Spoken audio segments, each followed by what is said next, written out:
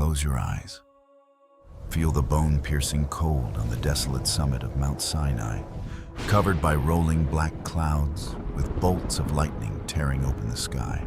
40 days and 40 nights. The Bible records that this was when Moses received the 10 Commandments. But that is only half the truth. Step closer. Place your hand on this rough, decaying leather cover. Listen to the crackle of pages that have been imprisoned for more than 2,000 years.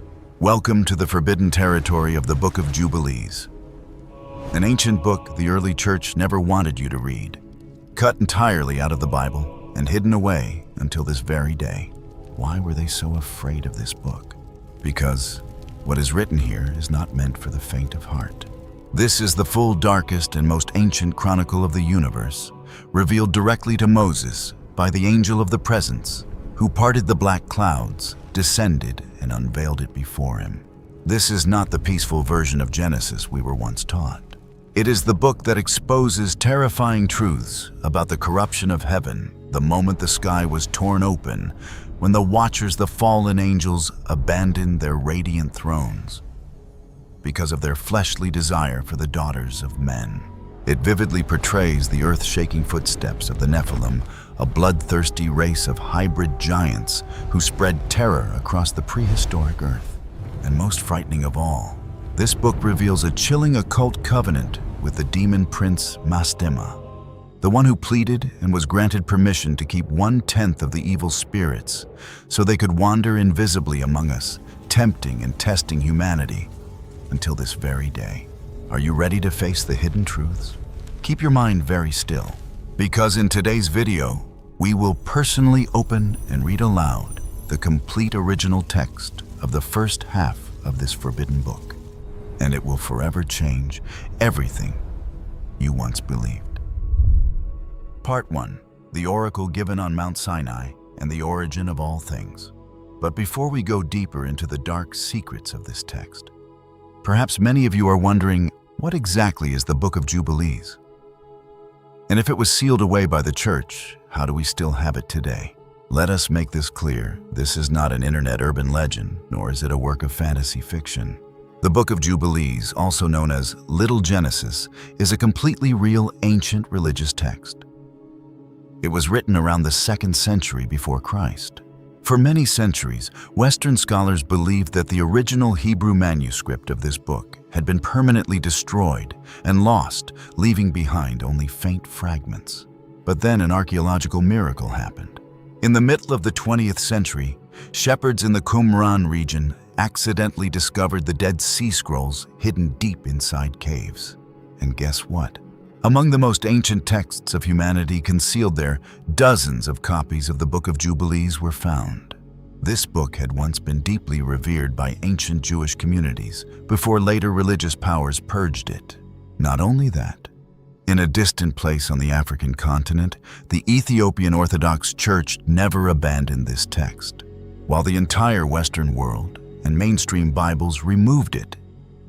The Ethiopian Bible preserved the Book of Jubilees intact as one of the most sacred parts of its doctrine for thousands of years.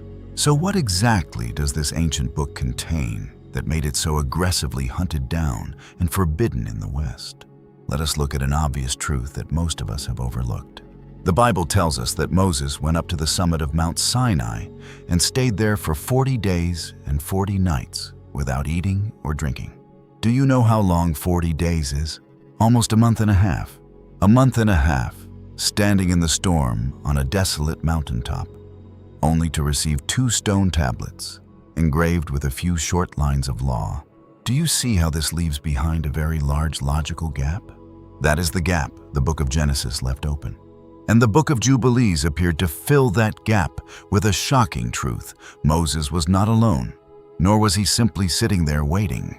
During those 40 days, a supreme divine being known as the Angel of the Presence stood before him in person. This angel carried a top-secret mission to dictate to Moses the true blueprint of the entire universe. The first secret revealed was the truth about the day the world began. Compare it for yourself. The public version we usually read in the Book of Genesis is presented in a very peaceful and simplified way. God said, "Let there be light," and light appeared. Then the first day was complete, very gentle. But the record in the Book of Jubilees opens up a far more overwhelming and majestic picture. The book exposes how the spiritual realm was organized according to an extremely strict and powerful order. On the very first day of the universe, light was not the only thing that appeared. The entire system of angelic ranks was also brought into being. They were not gentle spiritual messengers. The angel clearly told Moses that on that very day, the Creator formed the angels who directly govern the primal forces of nature. These were the angels of storms, frost, thunder, fire, and the abyss. From the very first moment of creation, the universe was established under an order of absolute authority, where every natural phenomenon was watched over by a powerful spiritual being behind it. Even a core concept such as the Sabbath is redefined. Genesis leads us to believe that the Sabbath was created for all things. But the Book of Jubilees states directly in the beginning, the Sabbath was a supreme privilege belonging to heaven alone. Only the Creator and the two highest ranks of angels were permitted to observe this day. It was a symbol of majesty and absolute order long before mankind was allowed to take part in it. You may ask yourself if this book carries such a grand vision. Why did the early church reject it and forbid its circulation at all costs? The first reason lies in the struggle for ultimate power, the power to control time. Look at how the Book of Jubilees calculates days and months. This book presents a fixed solar calendar consisting of exactly 364 days. It divides the year into 4 seasons, each lasting exactly 91 days. This creates a perfect cycle of 52 weeks. What is the meaning of the number 364? Because 364 is divisible by 7 every holy day, and every religious rite would always fall on the exact same day of the week, year after year. Passover would always be on Wednesday. It would never shift. It would never overlap with the Sabbath. The angel affirmed to Moses that this was the absolute mathematical order of the universe, a calendar system used by the angels in heaven. And yet, the religious elite at the temple in Jerusalem did not follow this system. They used a lunar calendar with a year lasting only about 354 days. With the lunar calendar, everything became chaotic. The holy days would shift every year. This year, the feast might fall on Tuesday, and the next year, it might move to Thursday. To keep the seasons from drifting too far out of place, the high-ranking priests had to calculate and insert leap months into the system by their own authority. So who was right and who was wrong here? From the standpoint of modern astronomy, neither system is absolutely exact. But in the context of ancient power, the answer is very clear. The Book of Jubilees points directly at the temple authorities and accuses them of committing a grave sin. The book condemns mankind's self-authorized use of the lunar calendar as a distortion of cosmic order, a corruption of the holy days, and an insult to the Creator. But the ruling class saw it in a more practical way. Using the lunar calendar gave them unmatched power. The power to decide when a month began and when a festival took place. The people had to depend entirely on their judgment. They controlled time, which meant they controlled people. They could not allow the people to believe that the temple was being operated by men who were corrupting the law of heaven. And that was when the Book of Jubilees began to be condemned as heresy and gradually buried in the shadows. But control over time was still not everything. The deadliest reason the Book of Jubilees was absolutely forbidden lies in the truths it reveals about the angels. Think about it. In the Bible, you commonly read angels mainly serve as messengers, those who deliver messages. They appear, communicate a message from God, protect someone, and then disappear. They are fully obedient, unseen, and without independent authority. This picture is very safe for the doctrinal system because all supreme power remains concentrated in the one Creator alone. But the Book of Jubilees exposes a completely different structure. This book does not treat angels as obedient messengers. It turns them into semi-divine powers, independent managers of nature. Remember what the angel had just told Moses? There are angels of fire, angels of wind, angels of thunder, and angels of the harvest. Now put yourself in the position of a farmer living thousands of years ago. If you were facing a drought and you knew for certain that there was an angel of the clouds directly controlling the weather, what would you do? Human instinct would lead people to begin praying, offering sacrifices and pleading directly to that angel instead of looking upward to the Most High. And that is the boundary of collapse. It pulls humanity backward into polytheistic thinking, exactly like the worship of thunder gods or sun gods in the surrounding pagan cultures. The elite at the temple could never accept this. They wanted to keep their position as the only ones authorized to stand as intermediaries between mankind and God. If the people began worshiping building separate altars for and fearing a complex system of angels governing nature, then the absolute power of the temple would collapse. The faith of the masses would become divided. Therefore, they had to destroy this text. They wanted only a surface-level doctrine, a straight and simple path that would be easier to manipulate and control. In addition, the Book of Jubilees contains a chilling truth. The picture it paints of the spiritual realm is not perfect. When you place the power to operate the elements of the earth into the hands of thousands of conscious beings, with free will, rebellion is no longer a question of whether it can happen, but when it will happen. That original sacred and disciplined order did not last long. From within the very ranks of these powerful angelic legions, a large-scale betrayal began to take root. They looked down upon the earth, and an unnatural desire arose, preparing to open the darkest, bloodiest, and most defiled age in the history of the earth. Part 2. The true origin of the Nephilim race and the demon prince, Mastema. Let us return to the book of Genesis for a moment. The Bible says that God brought the great flood to wipe the earth clean, simply because mankind had suddenly become wicked and filled with violence. But let us be honest with each other.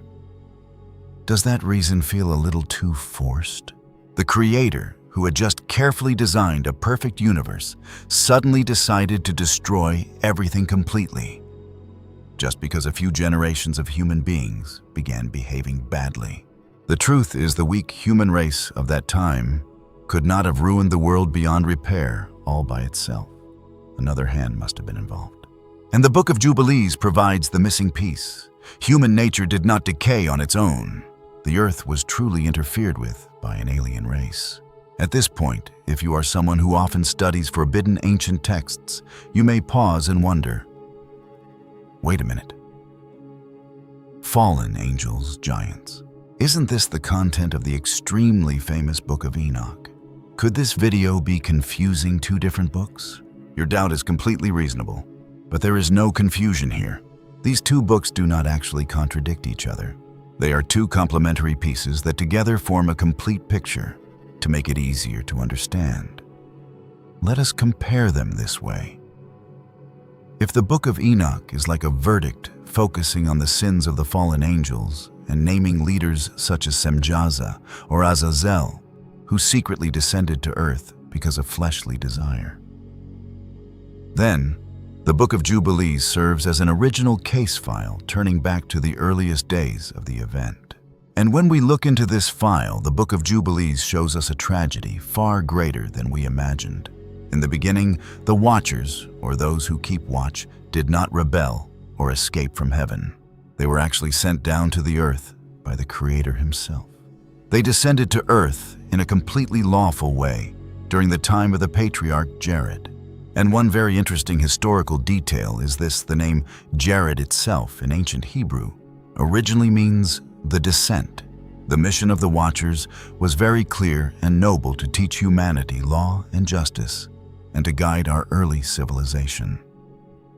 They appeared among mankind in radiant glory like great teachers, and yet the tragedy began from this very closeness. When immortal spiritual beings carrying divine power within themselves entered the physical world and lived among mortal human beings, a boundary was broken.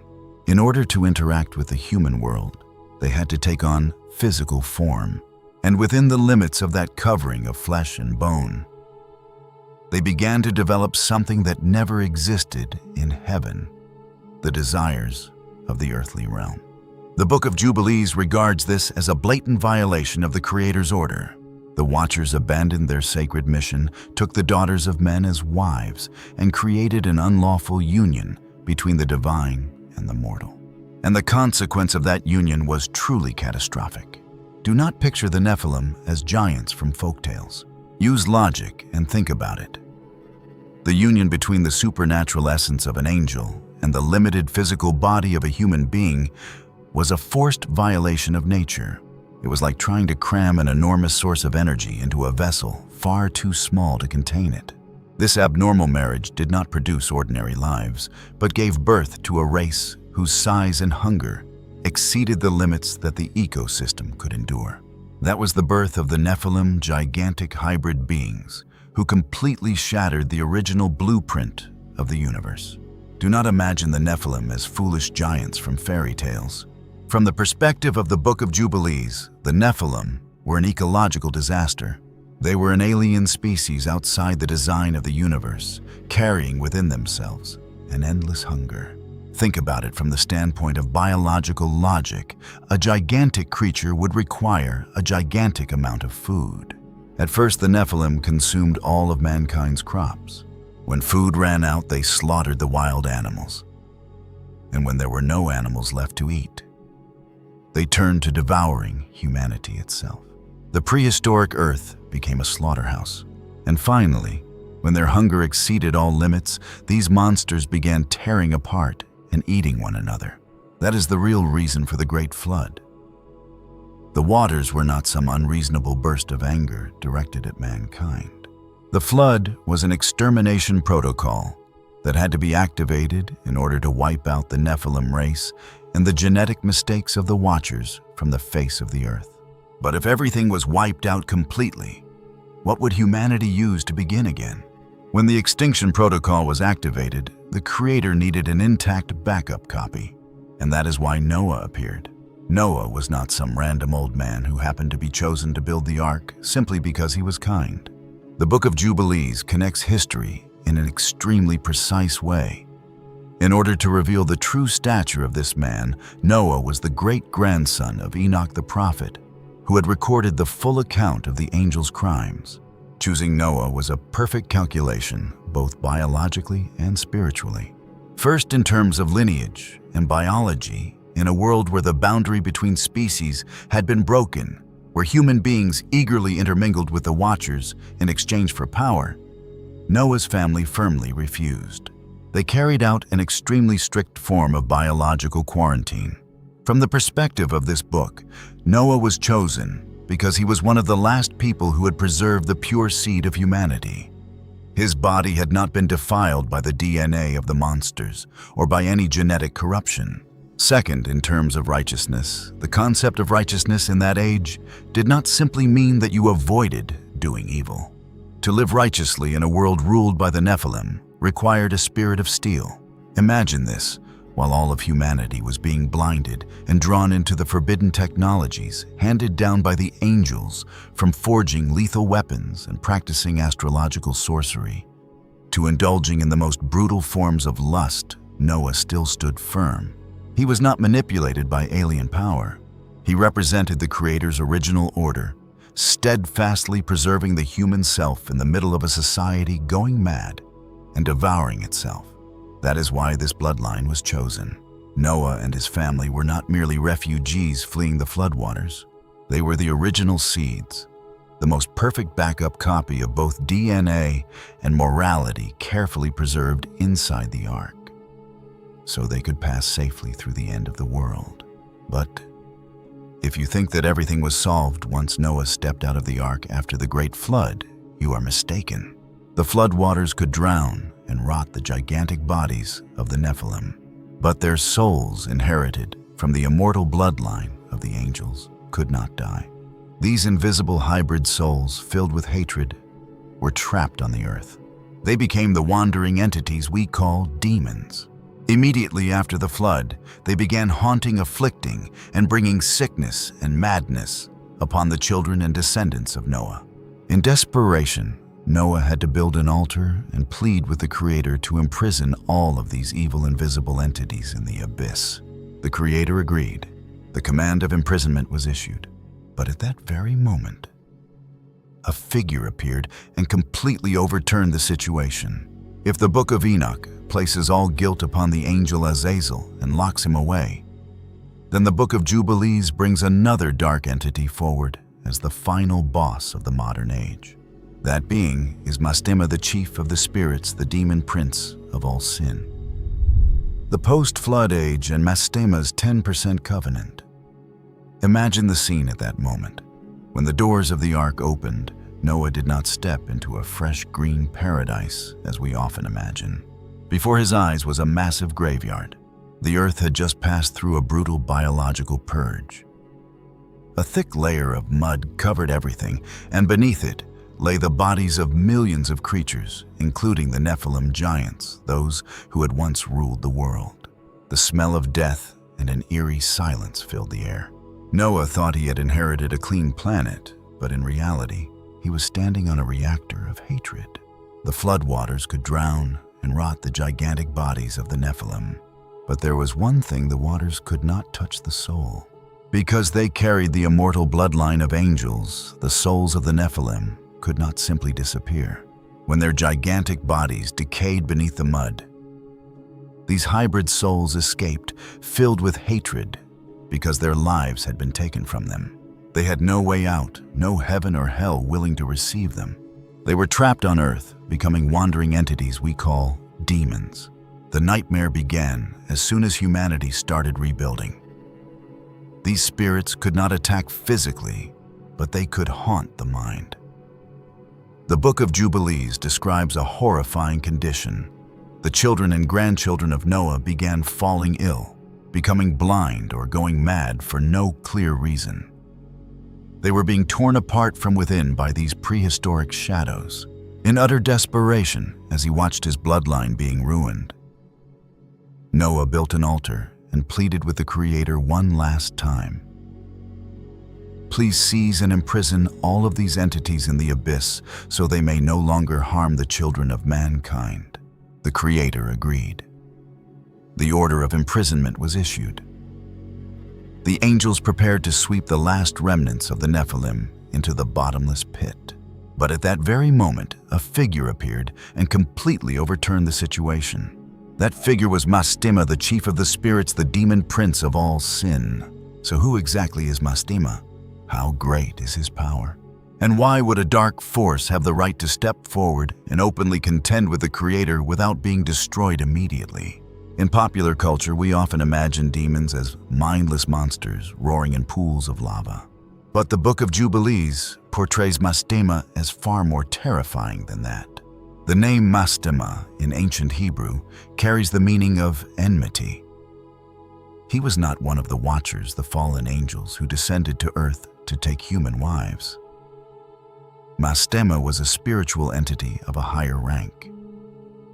He was the prince of the underworld, the ruler over every unclean spirit.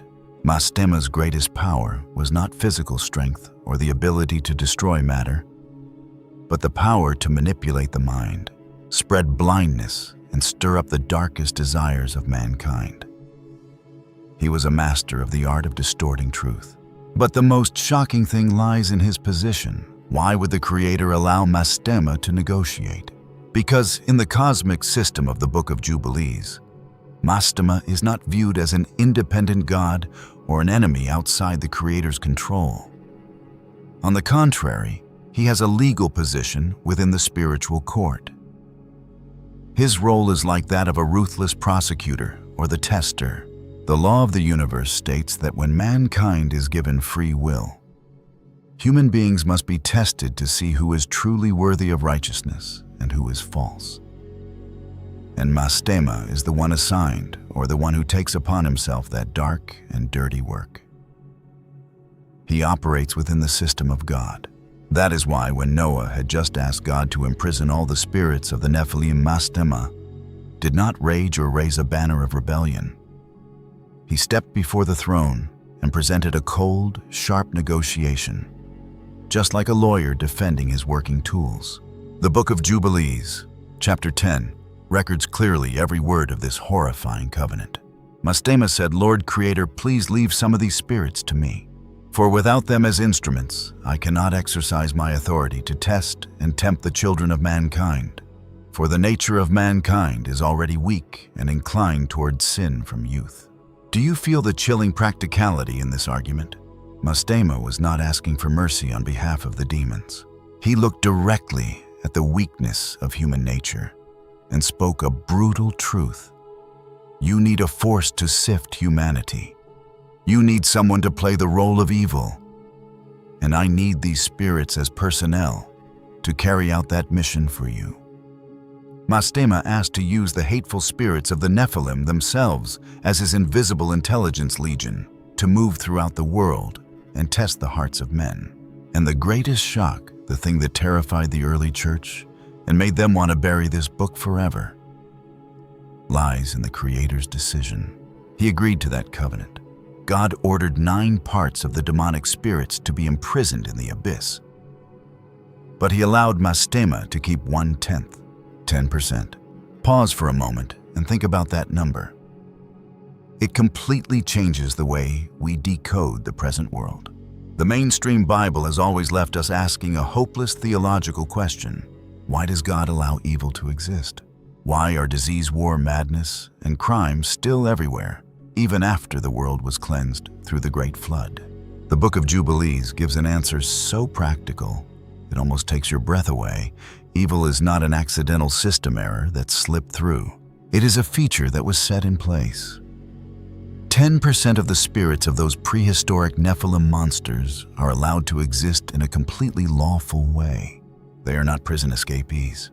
They are licensed to operate. They are invisible, wandering through the very space in which we live, manipulating psychology, provoking greed, and spreading chaos in order to draw out the darkest part of humanity. The Book of Jubilees is not merely telling a story about the ancient past. It is exposing the reality around you. It explains that the spiritual war you feel every day, the temptations and dark thoughts that surge through your mind, are not imagination. They are the remnants of a covenant signed thousands of years ago by a demon prince who understood the weakness of mankind all too well.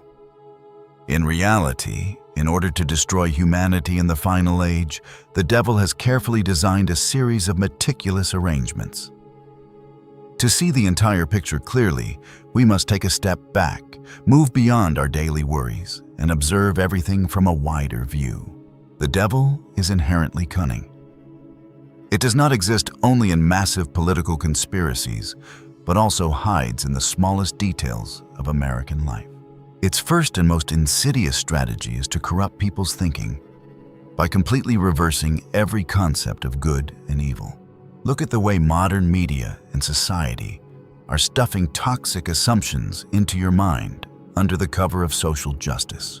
They plant a default belief that says all rich people are stingy, cruel, and exploitative, while the poor are automatically pitiful victims. Does this script sound familiar? On the surface, it sounds humane and protective of the weak. But in truth, it is an extremely cruel psychological trap. It injects into the minds of the less fortunate a constant attitude of resentment, making them feel that the world somehow owes them something. Instead of nurturing the will to rise to work hard and to take responsibility for one's own life, as in the original core spirit of the American dream, people are incited to sink into hatred, blame, and dependence on handout policies. The devil is stripping away human free will and destroying people's motivation to live, while skillfully disguising that crime under beautiful-sounding covers such as fairness and class struggle. When thought has been inverted and people become obsessed with judging one another only by material things, that is exactly when they walk straight into the second trap, atheism and materialism. This trap aims to completely sever the last anchor holding human morality in place, which is faith. Once separated from God, human beings fall into a delusional arrogance, believing that they can control their own destiny, or worse, believing that happiness can only be purchased with money. Look directly at real life around you to see how materialism has ravaged society.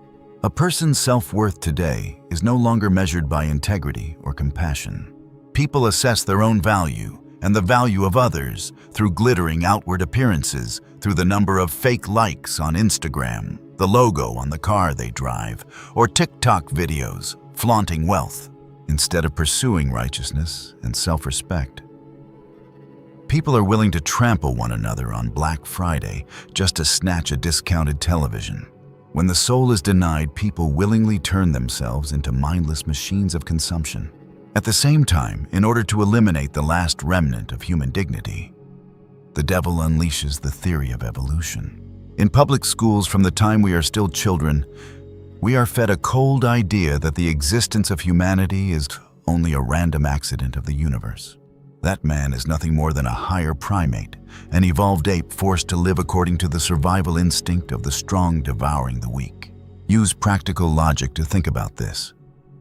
If you stuff into a child's mind the belief that he comes from animals, do not be surprised when after growing up, he treats others like emotionless beasts. That is why school violence, cruelty on social media, and depression rates among young people have skyrocketed. When faith is taken away from them deep inside, they see life as nothing more than a meaningless chain of survival and competition. This deception is cruel because it hides the greatest truth about our origin. The Bible, from the very first lines of the Book of Genesis, affirms an eternal truth about humanity. God created man in his own image. The Creator did not create a herd of mindless apes. The teaching is clear. He personally formed man from the dust of the ground and personally breathed his own breath of life into our nostrils. We are the only created beings who carry within ourselves the breath and spiritual DNA of God. Human beings were born with a royal origin, given authority to govern the earth, and designed to carry light, love, and righteousness. The devil knows this truth very well, and it hates the nobility of mankind.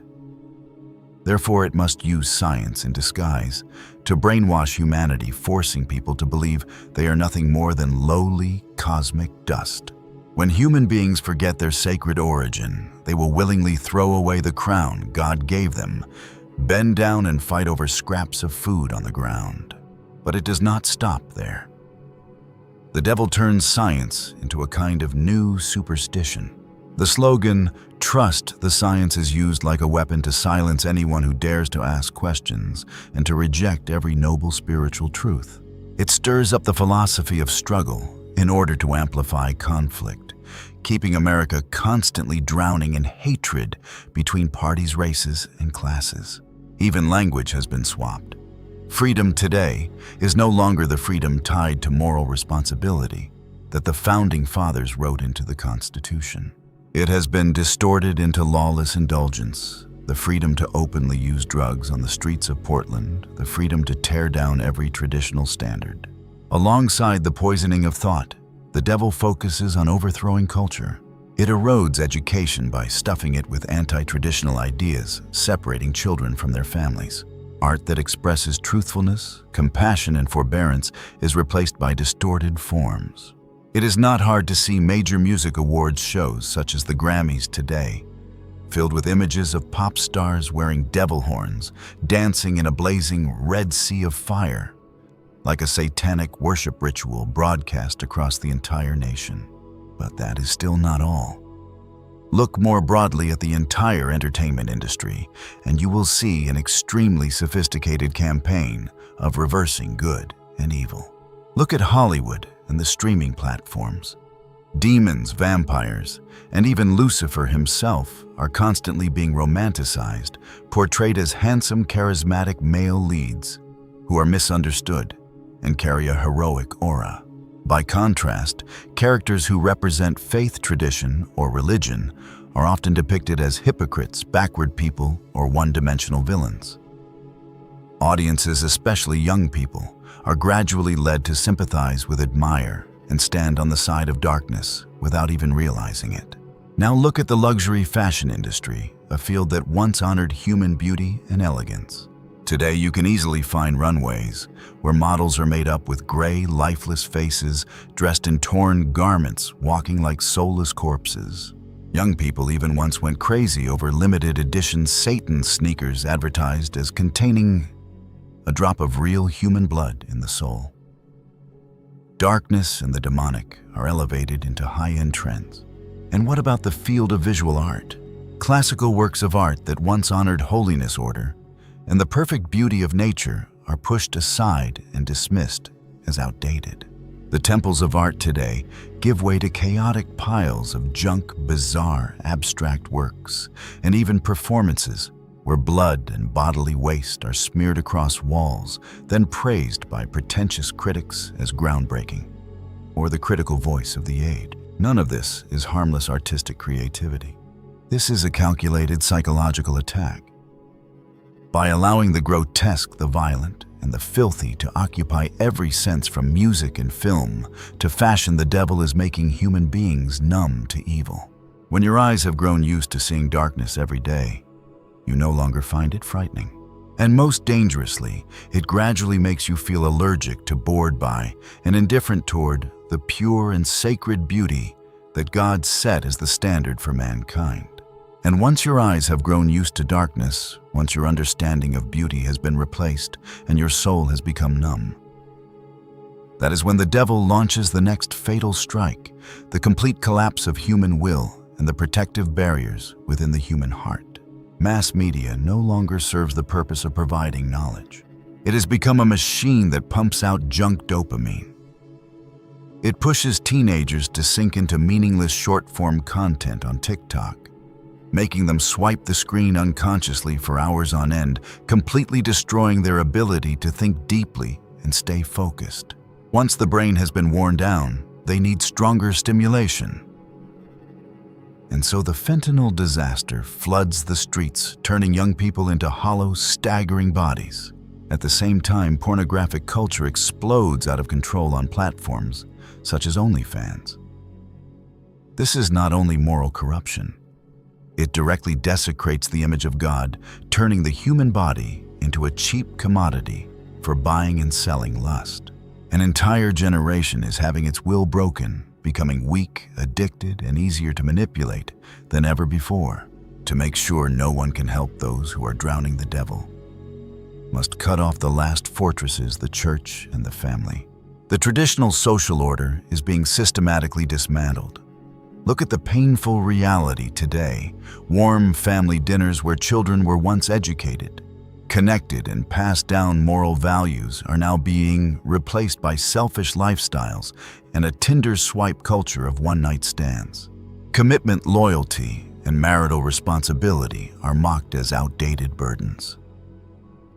When the family collapses, children grow up lonely, without spiritual support, and completely disoriented. And when the social order has shattered, when human beings have been separated into lonely, lost, and empty individuals, the devil can calmly move toward its ultimate goal, establishing a totalitarian system of complete control. It does not need guns or concentration camps. It manipulates currency to turn Americans into modern financial slaves.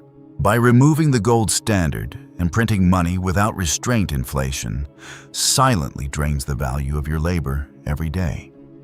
The financial system places credit cards in your hands, tempting you into debt so you can buy things you do not truly need, only to show them off on social media. The life of a middle-class American is locked into massive student loans, mortgages, car payments, and decades of installment debt. When you are forced to keep running like a rat in a cage from early morning until late at night, just to pay the monthly interest, you become exhausted. You no longer have the mind, the time, or the stillness to look up at the sky, ask about the true meaning of your life, or seek salvation from the Creator. No, that is the perfect prison where the prisoner willingly guards himself. With tens of thousands, even hundreds of thousands of dollars in student loan debt and credit card bills closing in, a young person at the age of 25 today may have to work 2 or 3 jobs, from an office job during the day to driving for a rideshare app after hours, just to pay the rent on a cramped apartment. This machine drains your labor so completely that when you come home, all you want to do is collapse into bed. You are forced to grind like a soulless machine with no energy or quiet space left to reflect on your own soul, let alone step into a church or seek God. And while native-born citizens are struggling to survive and earn a living, the devil delivers another fatal blow, the suffocation of the border. By inciting and tolerating massive waves of illegal border crossings through Texas or Arizona, it not only drains the resources of cities, turning schools and gymnasiums in New York or Chicago into shelters, but is also deliberately erasing the cultural roots of the nation. It creates fierce community conflicts, making honest citizens feel suffocated and like strangers in their own homeland, a total division designed so no one has the strength left to unite against evil.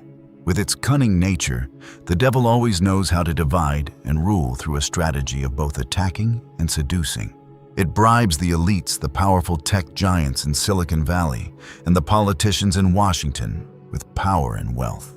These are the people who sit on private jets, flying to closed-door conferences in Davos, preaching morality and deciding how the working class at the bottom should live and what they should eat. Meanwhile, at the bottom, it keeps the masses ignorant with sedatives called entertainment media. It makes tens of millions of people spend their energy fiercely arguing on social media over the score or the halftime show of a Super Bowl game, or staring for months at the noisy divorce lawsuit of a Hollywood celebrity couple. And while you are absorbed in that junk news, trillion-dollar spending bills and policies that strip away freedom are quietly passed in Congress at 2 o'clock in the morning. The country is being sold out in broad daylight, and no one even realizes it.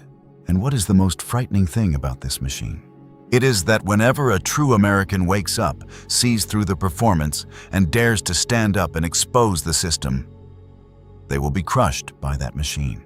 A mother who stands up to object at a school board meeting or an independent voice exposing the truth online will immediately be silenced by the algorithm. The mainstream media will swarm in all at once, stirring up the crowd to label them as a tinfoil hat lunatic, a conspiracy theorist, a bigot, or an extremist. They are deplatformed through cancel culture, fired from their jobs, and may even have their bank accounts frozen in order to be completely isolated from society. All of these ever-changing schemes, from education currency borders and entertainment to politics, are not random and disconnected events. They are perfectly assembled into one massive trap, aimed at a single purpose: to exhaust people, terrify them, make them willingly cast away the protection of God, and from there, obediently bow their heads and walk onto the path of self-elimination and eternal destruction. When you see through the entire massive trap surrounding society, you will realize an even more chilling truth. The final place people turn to for refuge, the place that should have been the strongest fortress against evil, is precisely the place that has been attacked most brutally. And perhaps this is the real reason the Book of Jubilees was suppressed and forbidden by the religious elite for thousands of years. This book exposes a truth that terrifies the religious ruling class. Demons do not merely wander the streets or hide inside casinos.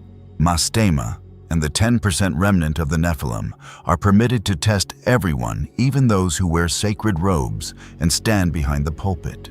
There is no forbidden zone for temptation. Looking back at history, and even at the present moment, the very church, the institution that should have been the place where faith could be fully entrusted, is revealing cracks of corruption from within. Mastema has proven that he does not need to tear down the church from the outside. He can bring down the clergy through their own greed and desires. Look at the swamp of lust and abuse. The whole world was shaken by the Spotlight report in Boston in the United States, and by the Pennsylvania grand jury report, which specifically identified hundreds of priests who abused thousands of innocent children over many decades. Even more frightening than the crimes of individuals was the cover-up by an entire system. Instead of protecting the flock, church officials used their power to conceal the truth, secretly moving those beastly offenders from one parish to another. Even figures at the highest levels of power, such as former Cardinal Theodore McCarrick, were eventually stripped of their clerical status because of undeniable crimes of abuse. Look at the manipulation of money and power. The Vatican Bank, the Institute for Works of Religion, known as IOR, was once entangled in some of the darkest financial shadows in Europe. The collapse of Banco Ambrosiano in the 1980s led to the mysterious death of Roberto Calvi, the man known as God's banker, who was found hanging beneath a bridge in London with bricks stuffed in his pockets. Most recently came the historic trial of Cardinal Angelo Becciu, who was accused of embezzling hundreds of millions of euros from charitable donations meant for the poor in order to purchase luxury real estate in London. Money had turned sanctuaries into ruthless financial corporations. And at the peak of it all came the Vataleaks scandal, the leak of secret documents that exposed blackmail, internal power struggles, and corruption right beneath the throne of the Pope. The corruption and internal pressure became so intense that they contributed to the historically shocking resignation of Pope Benedict XVI in the year 2013, something that had not happened in 600 years. When a religious system is corroded by power lust and money, it will certainly be terrified of the Book of Jubilees. They forbade it because this book is a mirror reflecting the truth that affirms that holiness does not reside in an organizational label or a robe of authority. Evil is operating inside the system itself.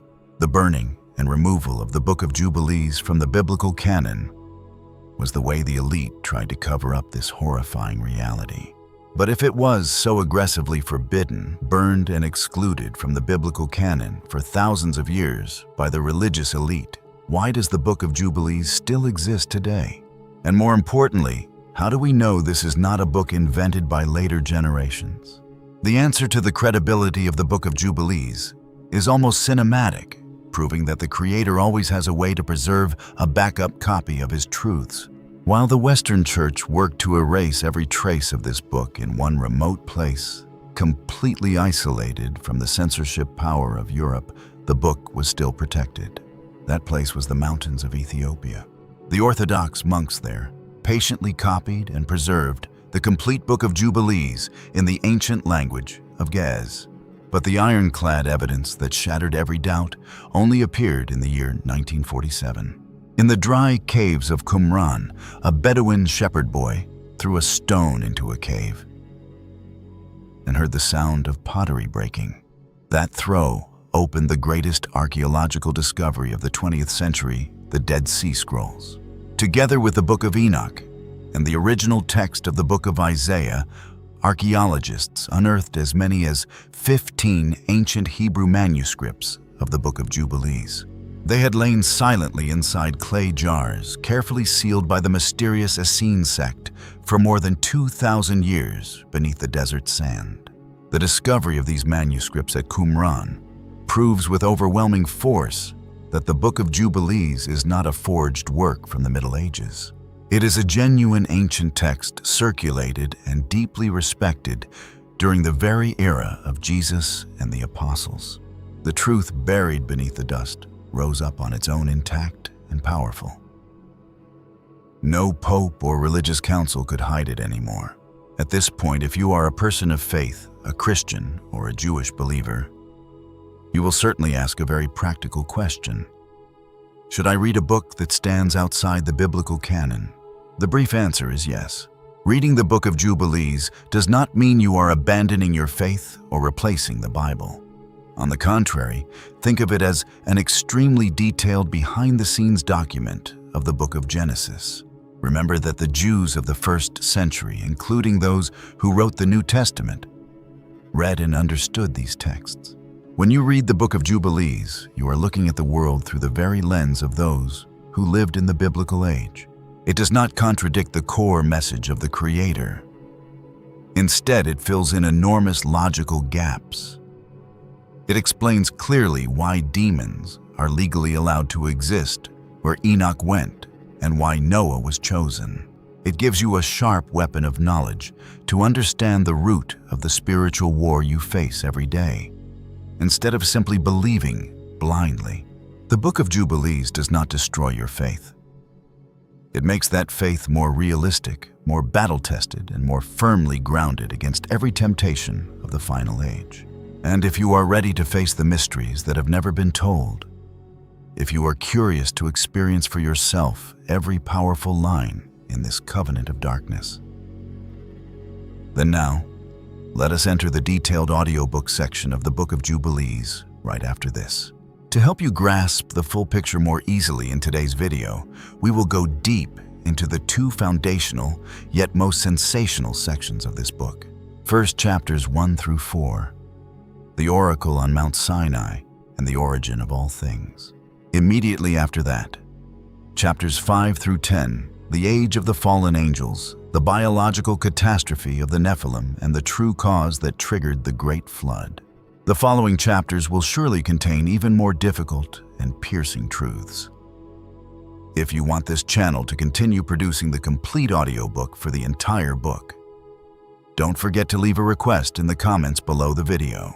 I wish you a truly awakening listening experience.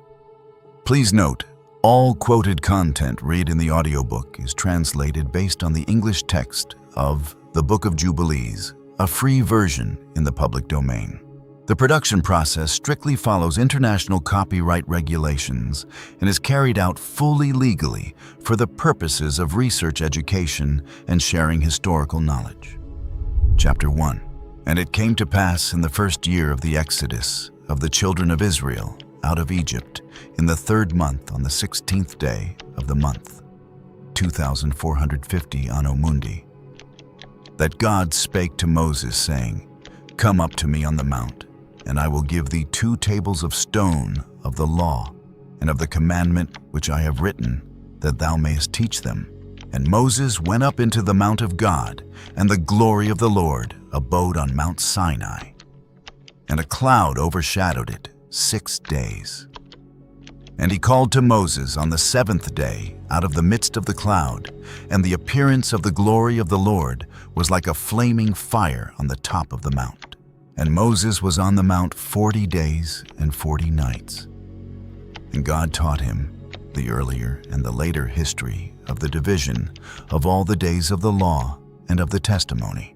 And he said, Incline thine heart to every word which I shall speak to thee on this mount, and write them in a book, in order that their generations may see how I have not forsaken them, for all the evil which they have wrought in transgressing the covenant which I established between me and thee, for their generations this day on Mount Sinai. And thus it will come to pass, when all these things come upon them, that they will recognize that I am more righteous than they in all their judgments and in all their actions. And they will recognize that I have been truly with them. And do thou write for thyself all these words which I declare unto thee this day. For I know their rebellion and their stiff neck, before I bring them into the land of which I swear to their fathers, to Abraham and to Isaac and to Jacob, saying, Unto your seed will I give a land flowing with milk and honey, and they will eat and be satisfied, and they will turn to strange gods, to gods which cannot deliver them from aught of their tribulation, and this witness shall be heard for a witness against them. For they will forget all my commandments, even all that I command them, and they will walk after the Gentiles, and after their uncleanness, and after their shame, and will serve their gods, and these will prove unto them an offense and a tribulation, and an affliction and a snare. And many will perish, and they will be taken captive, and will fall into the hands of the enemy, because they have forsaken my ordinances and my commandments, and the festivals of my covenant, and my Sabbaths, and my holy place, which I have hallowed for myself in their midst, and my tabernacle and my sanctuary, which I have hallowed for myself, in the midst of the land, that I should set my name upon it, and that it should dwell there. And they will make to themselves high places and groves and graven images. And they will worship each his own graven image, so as to go astray. and they will sacrifice their children to demons and to all the works of the error of their hearts. And I will send witnesses unto them that I may witness against them. But they will not hear, and will slay the witnesses also. And they will persecute those who seek the law, and they will abrogate and change everything, so as to work evil before my eyes.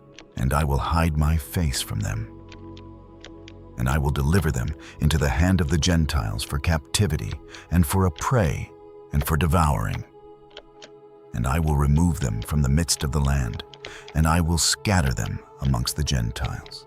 And they will forget all my law, and all my commandments, and all my judgments, and will go astray as to new moons, and Sabbaths, and festivals, and jubilees, and ordinances. And after this, they will turn to me from amongst the Gentiles with all their heart, and with all their soul, and with all their strength. And I will gather them from amongst all the Gentiles, and they will seek me, so that I shall be found of them, when they seek me with all their heart and with all their soul. And I will disclose to them abounding peace with righteousness, and I will remove them, the plant of uprightness, with all my heart and with all my soul.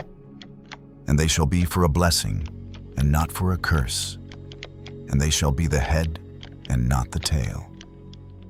And I will build my sanctuary in their midst, and I will dwell with them, and I will be their God, and they shall be my people in truth and righteousness. And I will not forsake them nor fail them, for I am the Lord their God. And Moses fell on his face and prayed and said, O Lord my God, do not forsake thy people and thy inheritance, so that they should wander in the error of their hearts, and do not deliver them into the hands of their enemies, the Gentiles, lest they should rule over them and cause them to sin against thee. Let thy mercy, O Lord, be lifted up upon thy people, and create in them an upright spirit. And let not the spirit of Beliar rule over them, to accuse them before thee, and to ensnare them from all the paths of righteousness, so that they may perish from before thy face.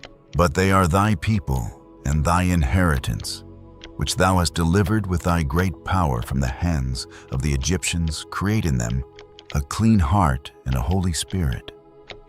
And let them not be ensnared in their sins from henceforth until eternity. And the Lord said unto Moses, I know their contrariness, and their thoughts, and their stiff-neckedness, and they will not be obedient, till they confess their own sin, and the sin of their fathers. And after this they will turn to me in all uprightness, and with all their heart, and with all their soul. And I will circumcise the foreskin of their heart, and the foreskin of the heart of their seed.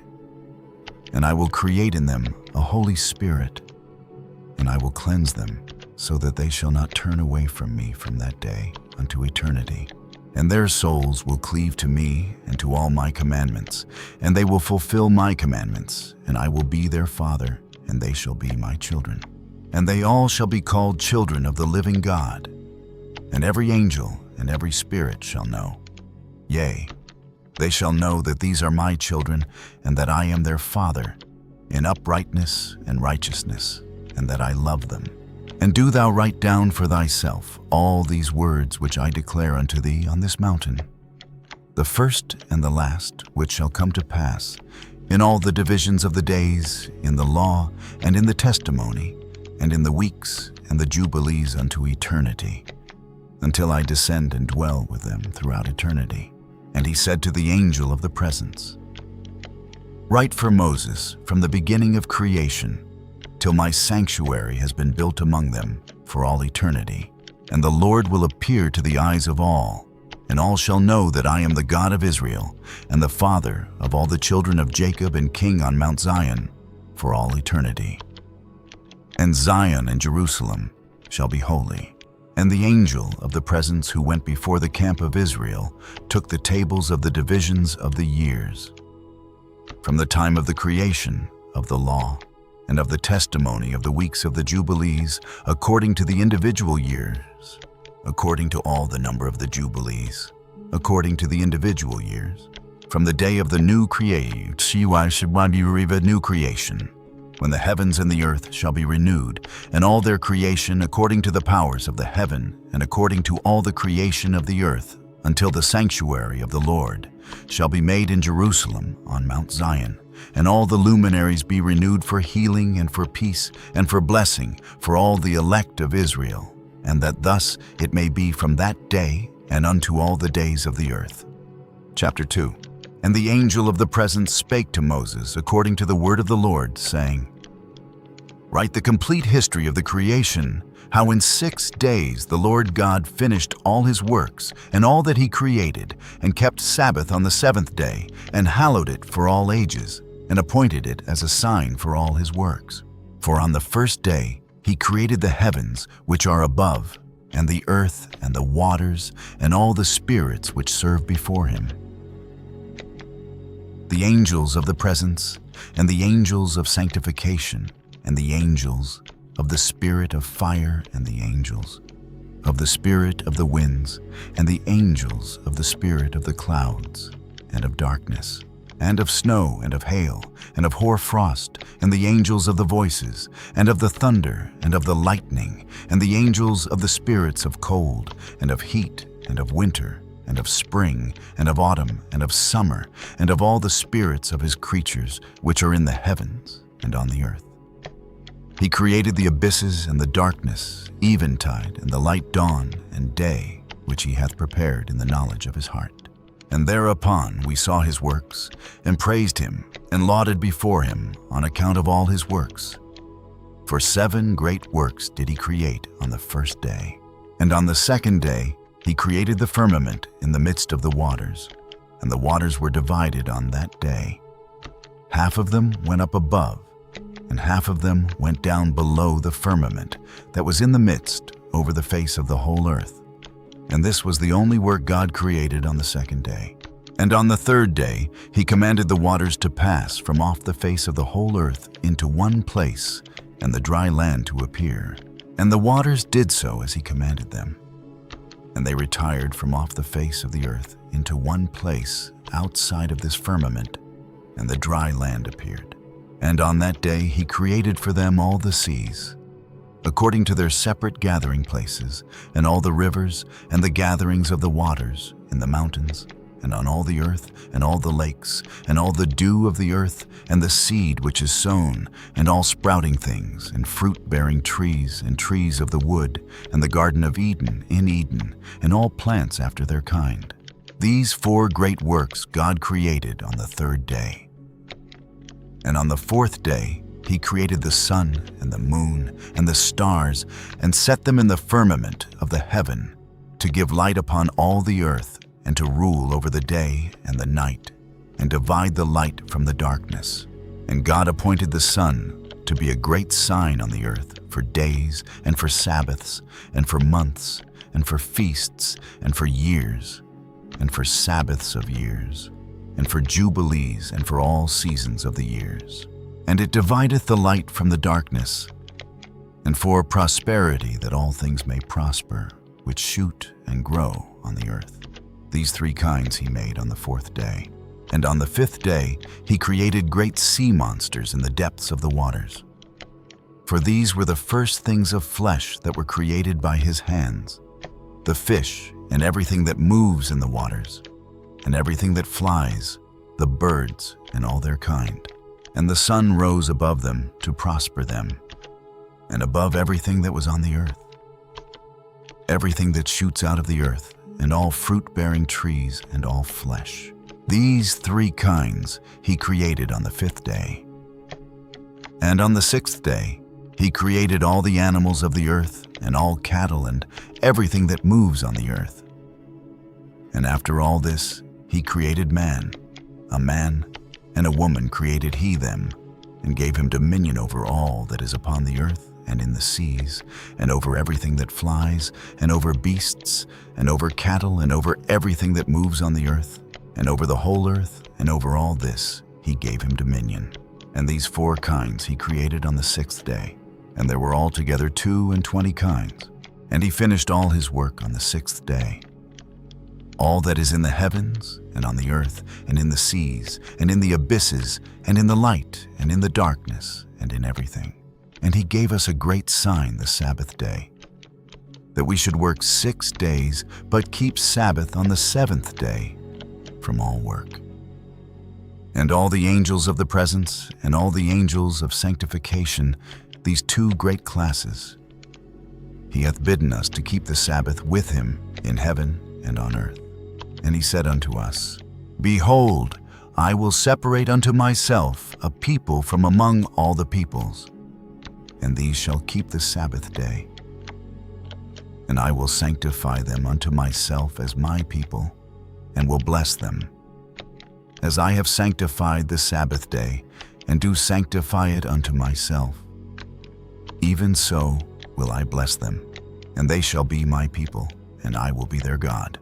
And I have chosen the seed of Jacob from amongst all that I have seen, and have written him down as my firstborn son, and have sanctified him unto myself forever and ever. And I will teach them the Sabbath day, that they may keep Sabbath thereon from all work. And thus he created therein a sign in accordance with which they should keep Sabbath with us on the 7th day, to eat and to drink, and to bless him who has created all things, as he has blessed and sanctified unto himself a peculiar people above all peoples, and that they should keep Sabbath together with us. And he caused his commands to ascend as a sweet savor, acceptable before him all the days.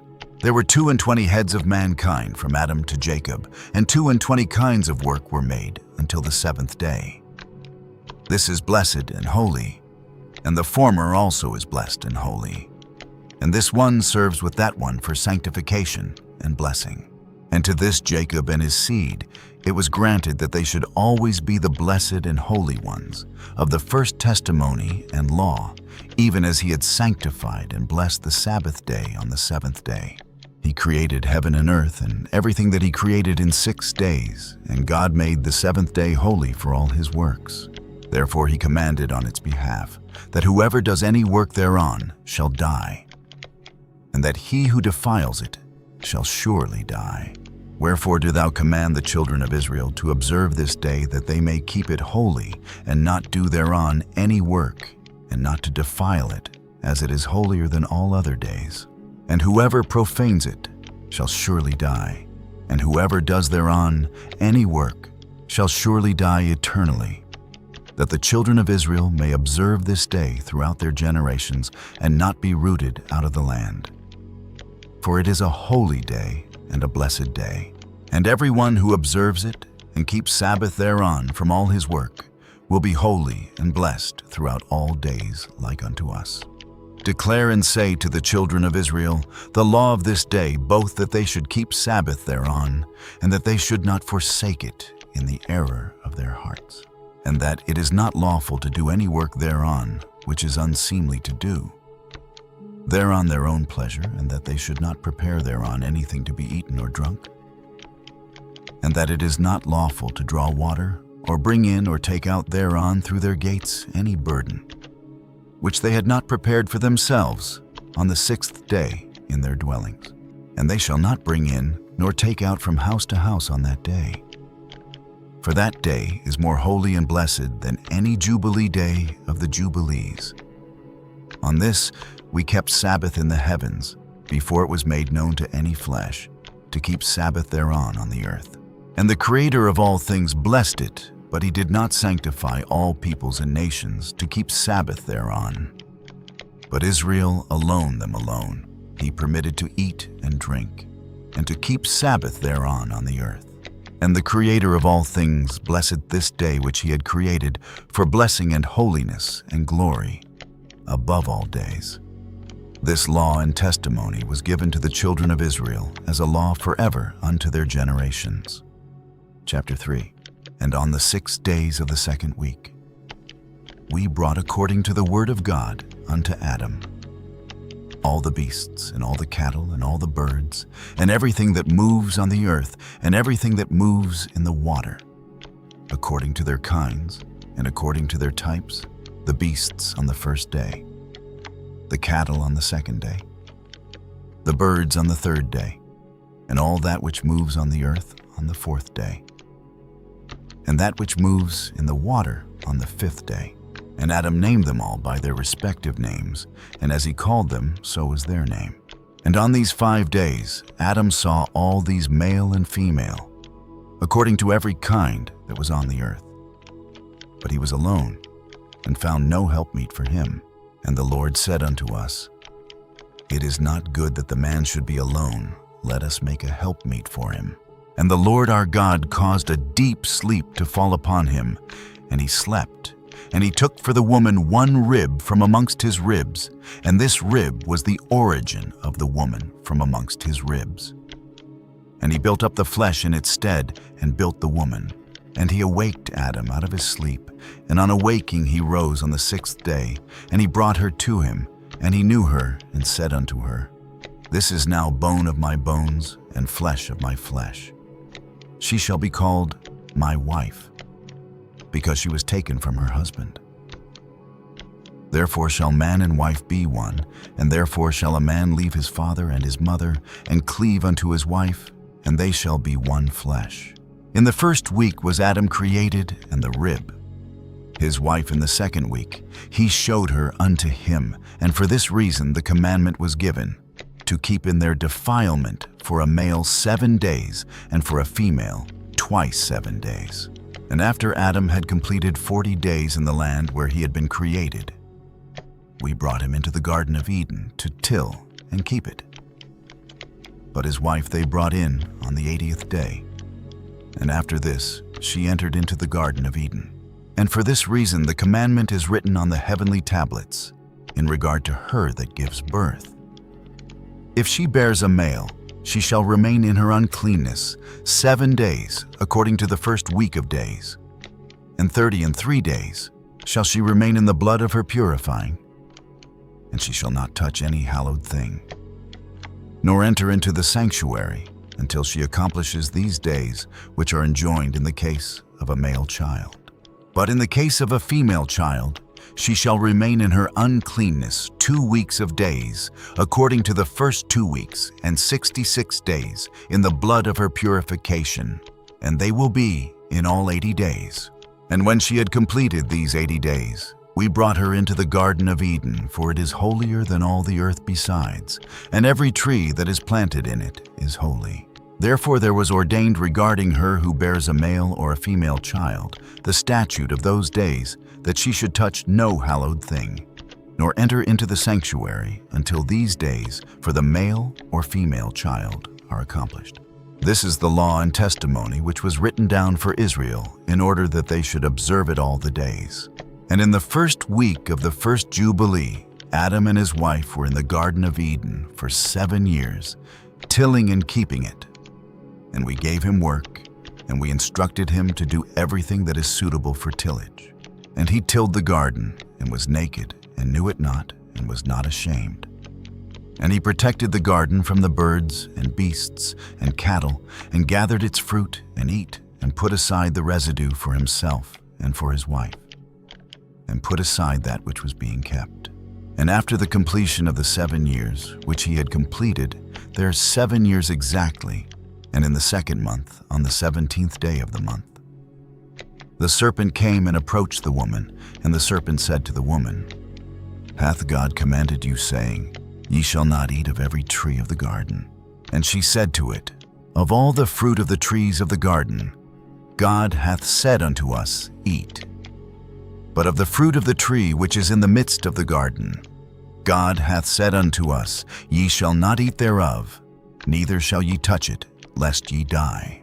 And the serpent said unto the woman, Ye shall not surely die, for God doth know that on the day ye shall eat thereof, your eyes will be opened, and ye will be as gods, and ye will know good and evil.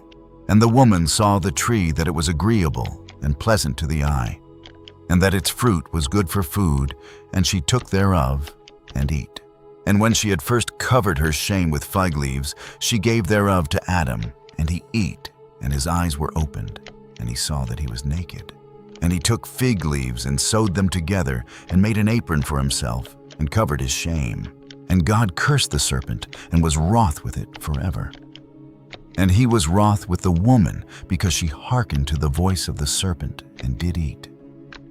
And he said unto her, I will greatly multiply thy sorrow and thy pains.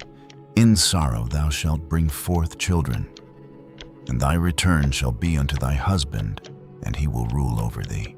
And to Adam also he said, Because thou hast hearkened unto the voice of thy wife, and hast eaten of the tree of which I commanded thee, that thou shouldst not eat thereof. Cursed be the ground for thy sake thorns, and thistles shall it bring forth to thee.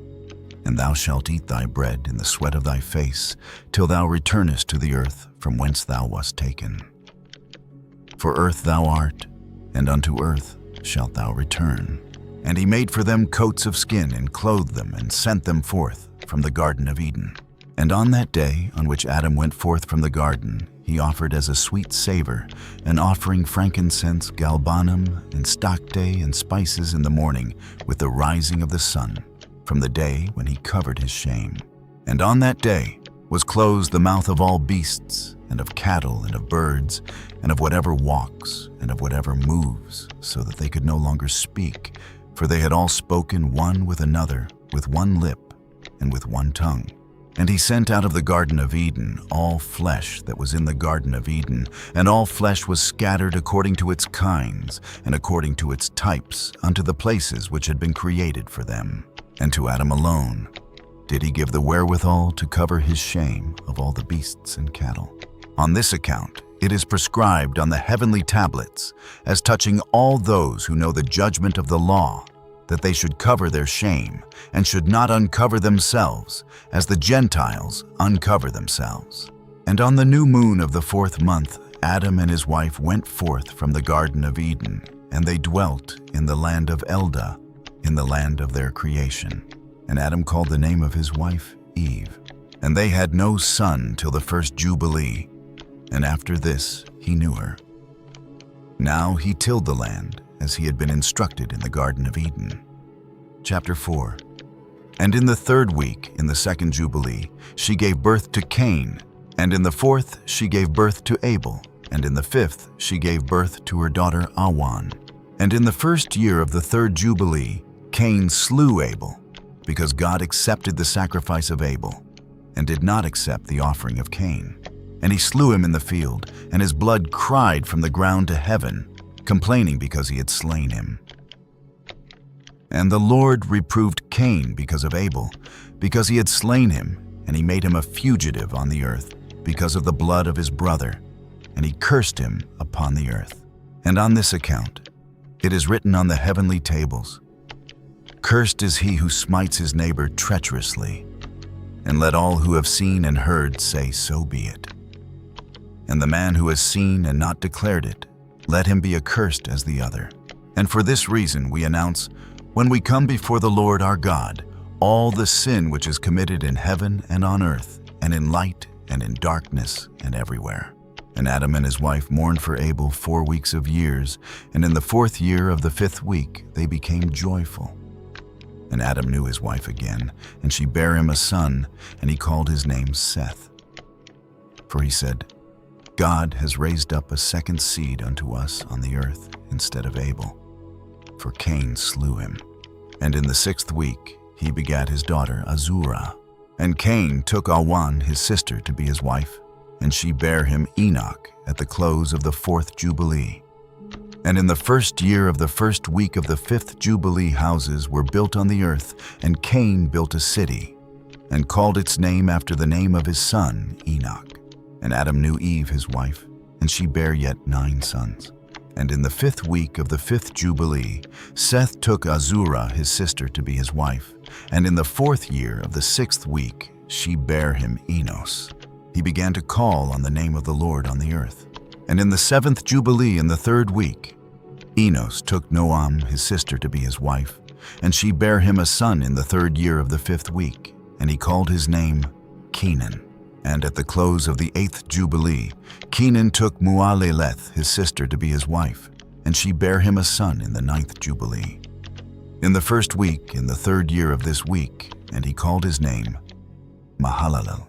And in the 2nd week of the 10th Jubilee, Mahalalel took unto him to wife Dinage, the daughter of Barachiel, the daughter of his father's brother, and she bare him a son in the 3rd week in the 6th year. And he called his name Jared, for in his days the angels of the Lord descended on the earth, those who are named the Watchers, that they should instruct the children of men, and that they should do judgment and uprightness on the earth.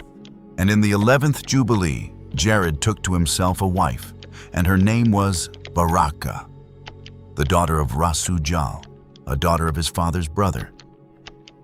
In the 4th week of this Jubilee, and she bare him a son in the 5th week, in the 4th year of the Jubilee, and he called his name Enoch.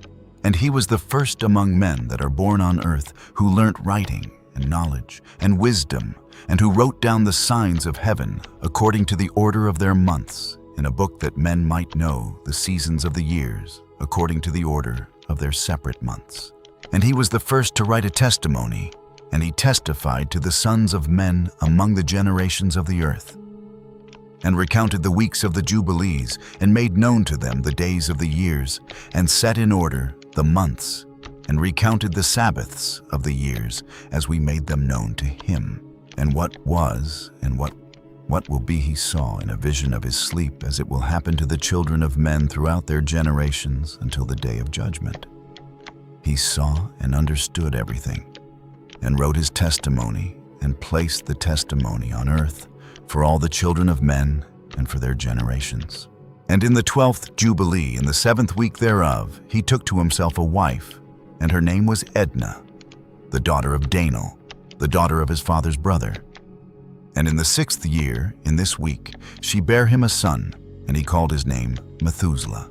And he was moreover with the angels of God these 6 Jubilees of years. And they showed him everything which is on earth and in the heavens, the rule of the sun, and he wrote down everything. And he testified to the Watchers who had sinned with the daughters of men.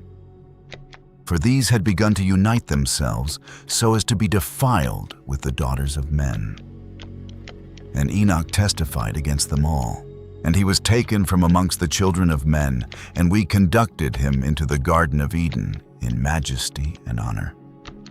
And behold, there he writes down the condemnation and judgment of the world and all the wickedness of the children of men. And on account of it, God brought the waters of the flood upon all the land of Eden. For there he was set as a sign, and that he should testify against all the children of men, that he should recount all the deeds of the generations until the day of condemnation. And he burnt the incense of the sanctuary, even sweet spices acceptable before the Lord on the mount.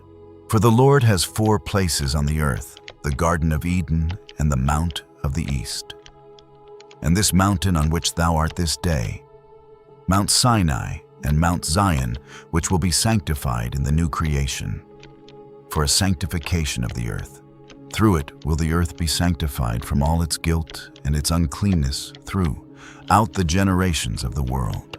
And in the 14th Jubilee, Methuselah took unto himself a wife, Edna, the daughter of Azriel, the daughter of his father's brother. In the 3rd week, in the 1st year of this week, and he begat a son, and called his name Lamech. And in the 15th Jubilee, in the 3rd week, Lamech took to himself a wife, and her name was Betenos, the daughter of Barachiel, the daughter of his father's brother. And in this week she bare him a son, and he called his name Noah, saying, This one will comfort me for my trouble and all my work, and for the ground which the Lord hath cursed. And at the close of the 19th Jubilee, in the 7th week, in the 6th year thereof, Adam died, and all his sons buried him in the land of his creation. And he was the first to be buried in the earth. And he lacked 70 years of 1,000 years. For 1,000 years are as one day in the testimony of the heavens, and therefore was it written concerning the tree of knowledge, On the day that ye eat thereof, ye shall die. For this reason he did not complete the years of this day, for he died during it. At the close of this Jubilee, Cain was killed after him in the same year. For his house fell upon him, and he died in the midst of his house, and he was killed by its stones. For with a stone he had killed Abel, and by a stone was he killed in righteous judgment. For this reason it was ordained on the heavenly tablets, with the instrument with which a man kills his neighbor, with the same shall he be killed. After the manner that he wounded him, in like manner shall they deal with him.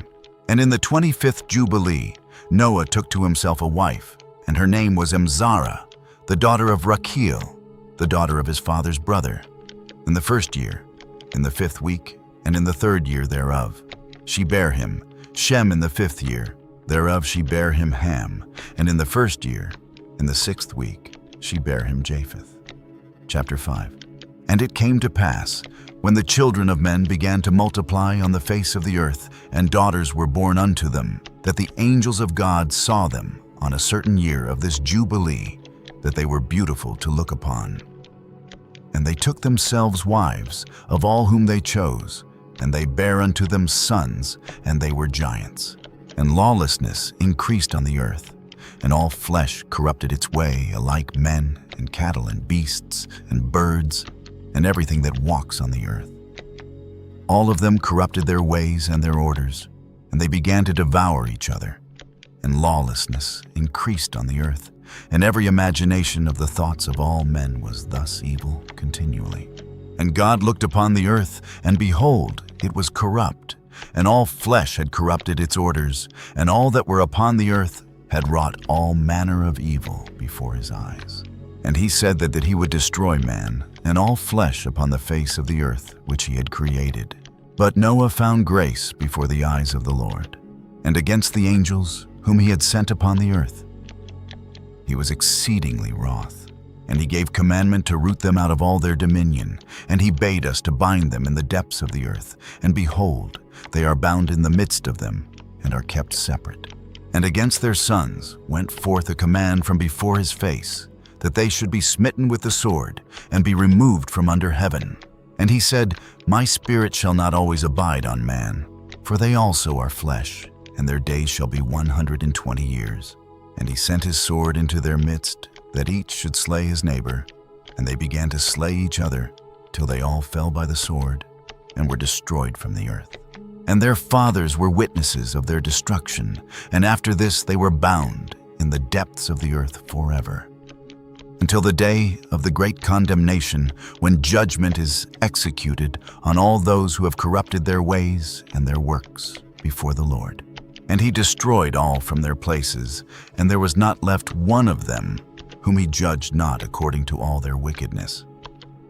And he made for all his works a new and righteous nature, so that they should not sin in their whole nature forever, but should be all righteous, each in his kind alway. And the judgment of all is ordained and written on the heavenly tablets in righteousness. Even the judgment of all who depart from the path which is ordained for them to walk in. And if they walk not, therein judgment is written down, for every creature and for every kind.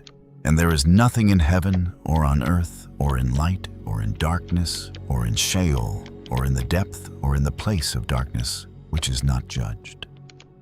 And all their judgments are ordained and written and engraved. In regard to all he will judge the great according to his greatness, and the small according to his smallness, and each according to his way. And he is not one who will regard the person of any, nor is he one who will receive gifts, if he says that he will execute judgment on each. If one gave everything that is on the earth, he will not regard the gifts or the person of any, nor accept anything at his hands, for he is a righteous judge. And of the children of Israel it has been written and ordained, if they turn to him in righteousness, he will forgive all their transgressions and pardon all their sins. It is written and ordained that he will show mercy to all who turn from all their guilt once each year.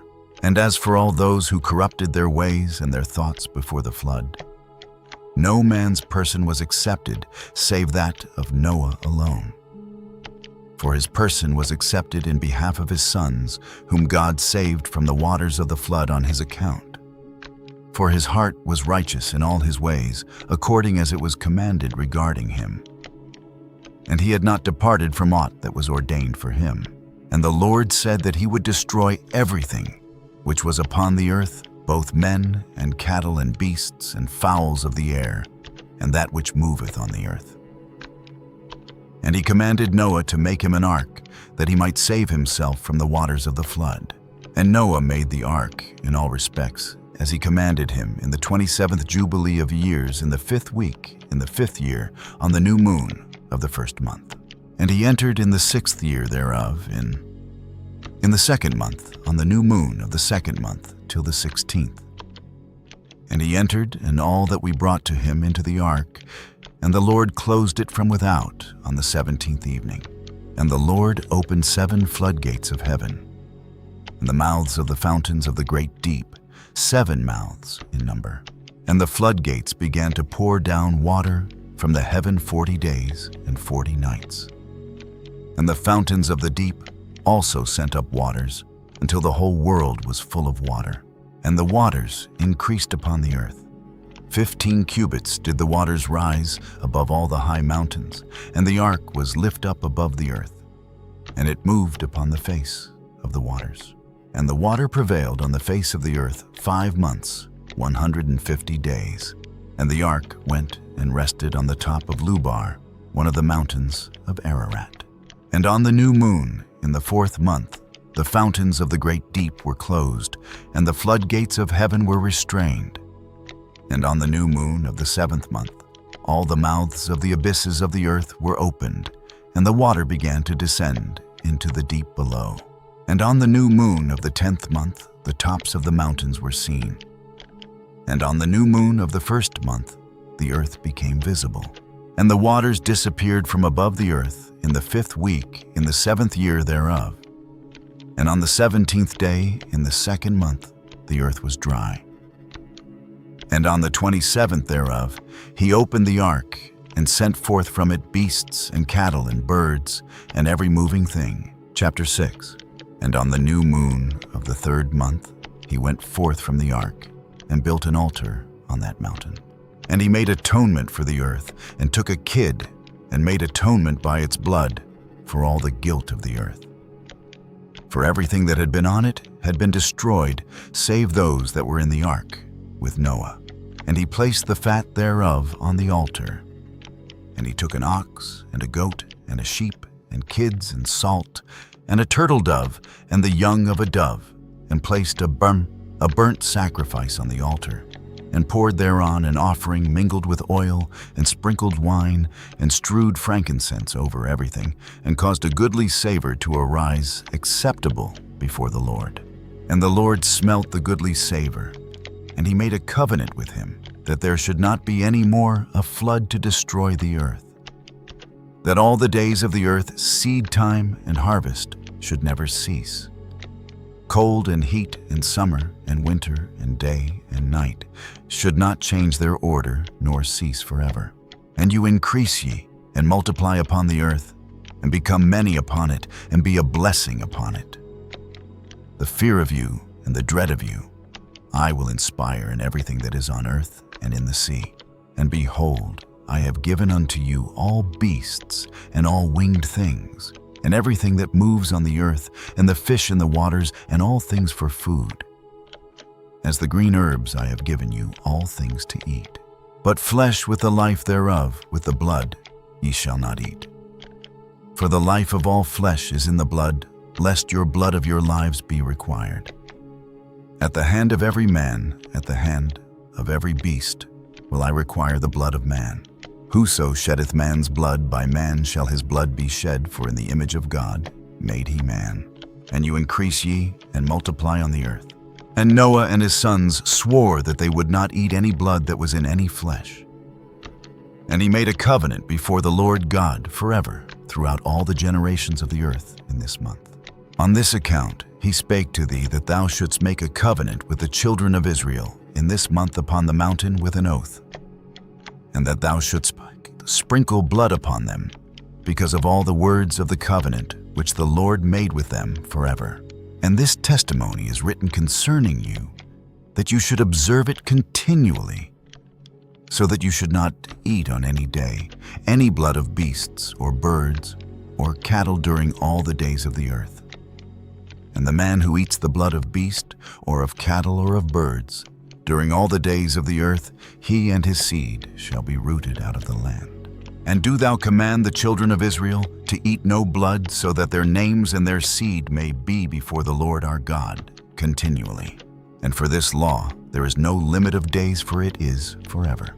They shall observe it throughout their generations, so that they may continue supplicating on your behalf with blood before the altar. Every day and at the time of morning and evening, they shall seek forgiveness on your behalf perpetually before the Lord, that they may keep it and not be rooted out. And he gave to Noah and his sons a sign that there should not again be a flood on the earth. He set his bow in the cloud for a sign of the eternal covenant, that there should not again be a flood on the earth to destroy it all the days of the earth. For this reason, it is ordained and written on the heavenly tablets that they should celebrate the Feast of Weeks in this month once a year, to renew the covenant every year. And this whole festival was celebrated in heaven from the day of creation till the days of Noah. 26 jubilees and 5 weeks of years. And Noah and his sons observed it for 7 jubilees and 1 week of years till the day of Noah's death. And from the day of Noah's death, his sons did away with it until the days of Abraham, and they eat blood. But Abraham observed it, and Isaac and Jacob and his children observed it up to thy days, and in thy days the children of Israel forgot it, until ye celebrated it anew on this mountain. And do thou command the children of Israel to observe this festival in all their generations, for a commandment unto them one day in the year, in this month, they shall celebrate the festival. For it is the Feast of Weeks, and the Feast of First Fruits. This feast is twofold, and of a double nature, according to what is written and engraven concerning it. Celebrate it.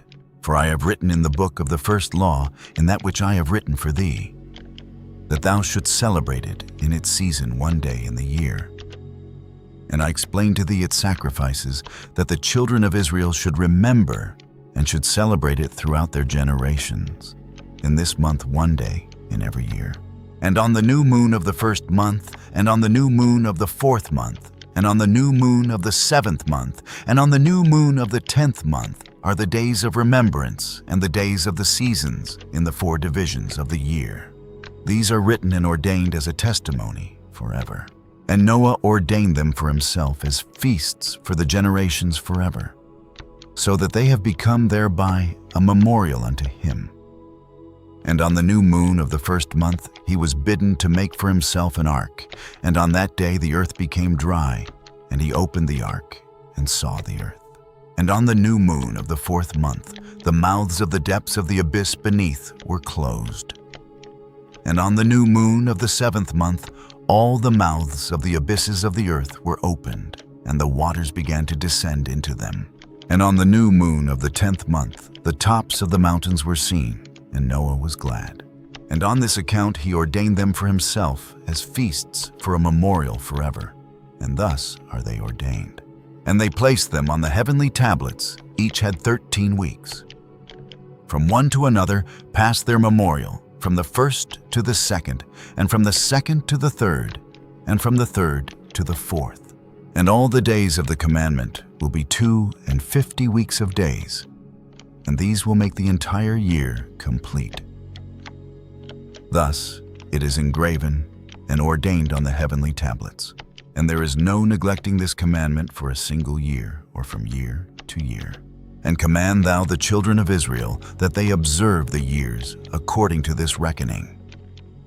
364 days, and these will constitute a complete year, and they will not disturb its time from its days and from its feasts. For everything will fall out in them according to their testimony, and they will not leave out any day nor disturb any feasts. But if they do neglect and do not observe them according to his commandment, then they will disturb all their seasons, and the years will be dislodged from this order. And they will disturb the seasons, and the years will be dislodged. And they will neglect their ordinances, And all the children of Israel will forget and will not find the path of the years, and will forget the new moons and seasons and Sabbaths, and they will go wrong as to all the order of the years. For I know, and from henceforth will I declare it unto thee, and it is not of my own devising. For the book lies written before me, and on the heavenly tablets the division of days is ordained, lest they forget the feasts of the covenant, and walk according to the feasts of the Gentiles, after their error and after their ignorance. For there will be those who will assuredly make observations of the moon, how it disturbs the seasons, and comes in from year to year, 10 days too soon. For this reason, the years will come upon them, when they will disturb the order and make an abominable day, the day of testimony, and an unclean day, a feast day. And they will confound all the days the holy, with the unclean, and the unclean day, with the holy. For they will go wrong as to the months, and Sabbaths, and feasts, and jubilees. For this reason I command and testify to thee, that thou mayest testify to them. For after thy death thy children will disturb them, so that they will not make the year 364 days only. And for this reason they will go wrong as to the new moons and seasons and Sabbaths and festivals. And they will eat all kinds of blood with all kinds of flesh. Chapter 7. And in the 7th week, in the 1st year thereof, in this Jubilee, Noah planted vines on the mountain on which the ark had rested, named Lubar, one of the Ararat mountains, and they produced fruit in the 4th year. And he guarded their fruit, and gathered it in this year, in the 7th month. And he made wine therefrom, and put it into a vessel, and kept it until the 5th year, until the 1st day on the new moon of the 1st month. And he celebrated with joy the day of this feast, and he made a burnt sacrifice unto the Lord, 1 young ox, and 1 ram, and 7 sheep each, a year old, and a kid of the goats, that he might make atonement thereby, for himself and his sons. And he prepared the kid first, and placed some of its blood on the flesh that was on the altar which he had made. And all the fat he laid on the altar, where he made the burnt sacrifice, and the ox, and the ram, and the sheep, and he laid all their flesh upon the altar. And he placed all their offerings, mingled with oil, upon it, and afterwards he sprinkled wine on the fire, which he had previously made on the altar, and he placed incense on the altar, and caused a sweet savor to ascend, acceptable before the Lord his God. And he rejoiced, and drank of this wine, he and his children, with joy. And it was evening, and he went into his tent, and being drunken, he lay down and slept, and was uncovered in his tent as he slept. And Ham saw Noah his father naked, and went forth and told his 2 brethren without. And Shem took his garment, and arose he and Japheth, and they placed the garment on their shoulders, and went backward, and covered the shame of their father. And their faces were backward. And Noah awoke from his sleep, and knew all that his younger son had done unto him. And he cursed his son, and said, Cursed be Canaan, and enslaved servant shall he be unto his brethren. And he blessed Shem, and said, Blessed be the Lord God of Shem, and Canaan shall be his servant. God shall enlarge Japheth, and God shall dwell in the dwelling of Shem, and Canaan shall be his servant. And Ham knew that his father had cursed his younger son, and he was displeased that he had cursed his son. And he parted from his father, he and his sons with him, Cush and Mizraim and Put and Canaan. And he built for himself a city, and called its name after the name of his wife, Neelatamauk. And Japheth saw it, and became envious of his brother. And he too built for himself a city, and he called its name after the name of his wife, Adatanses. And Shem dwelt with his father Noah, and he built a city close to his father on the mountain, and he too called its name after the name of his wife, Sedekatelabab. And behold, these 3 cities are near Mount Lubar, Sedekatelabab, fronting the mountain on its east, and Naeltamuk on the south, Adataneses towards the west. And these are the sons of Shemelam, and Ashur, and Arpachshad. This son was born 2 years after the flood, and Lud and Aram. The sons of Japheth, Gomer, and Magog, and Madai, and Javan Tubal, and Meshech, and Tiras. These are the sons of Noah. And in the 28th Jubilee, Noah began to enjoin upon his sons' sons the ordinances and commandments and all the judgments that he knew. And he exhorted his sons to observe righteousness and to cover the shame of their flesh, and to bless their Creator, and honor father and mother, and love their neighbor, and guard their souls from fornication and uncleanness and all iniquity. For owing to these three things came the flood upon the earth, namely owing to the fornication, wherein the watchers against the law of their ordinances went a-whoring after the daughters of men, and took themselves wives of all which they chose, and they made the beginning of uncleanness. And they begat sons the Nephidim, and they were all unlike. And they devoured one another, and the giants slew the Nephil, and the Nephil slew the Eljo, and the Eljo mankind, and one man another. And every one sold himself to work iniquity, and to shed much blood, and the earth was filled with iniquity. And after this they sinned against the beasts, and birds, and all that moves and walks on the earth, and much blood was shed on the earth, and every imagination and desire of men imagined vanity and evil continually. And the Lord destroyed everything from off the face of the earth, because of the wickedness of their deeds. And because of the blood which they had shed in the midst of the earth, he destroyed everything. And we were left, I and you, my sons, and everything that entered with us into the ark. And behold, I see your works before me, that ye do not walk in righteousness, for in the path of destruction ye have begun to walk.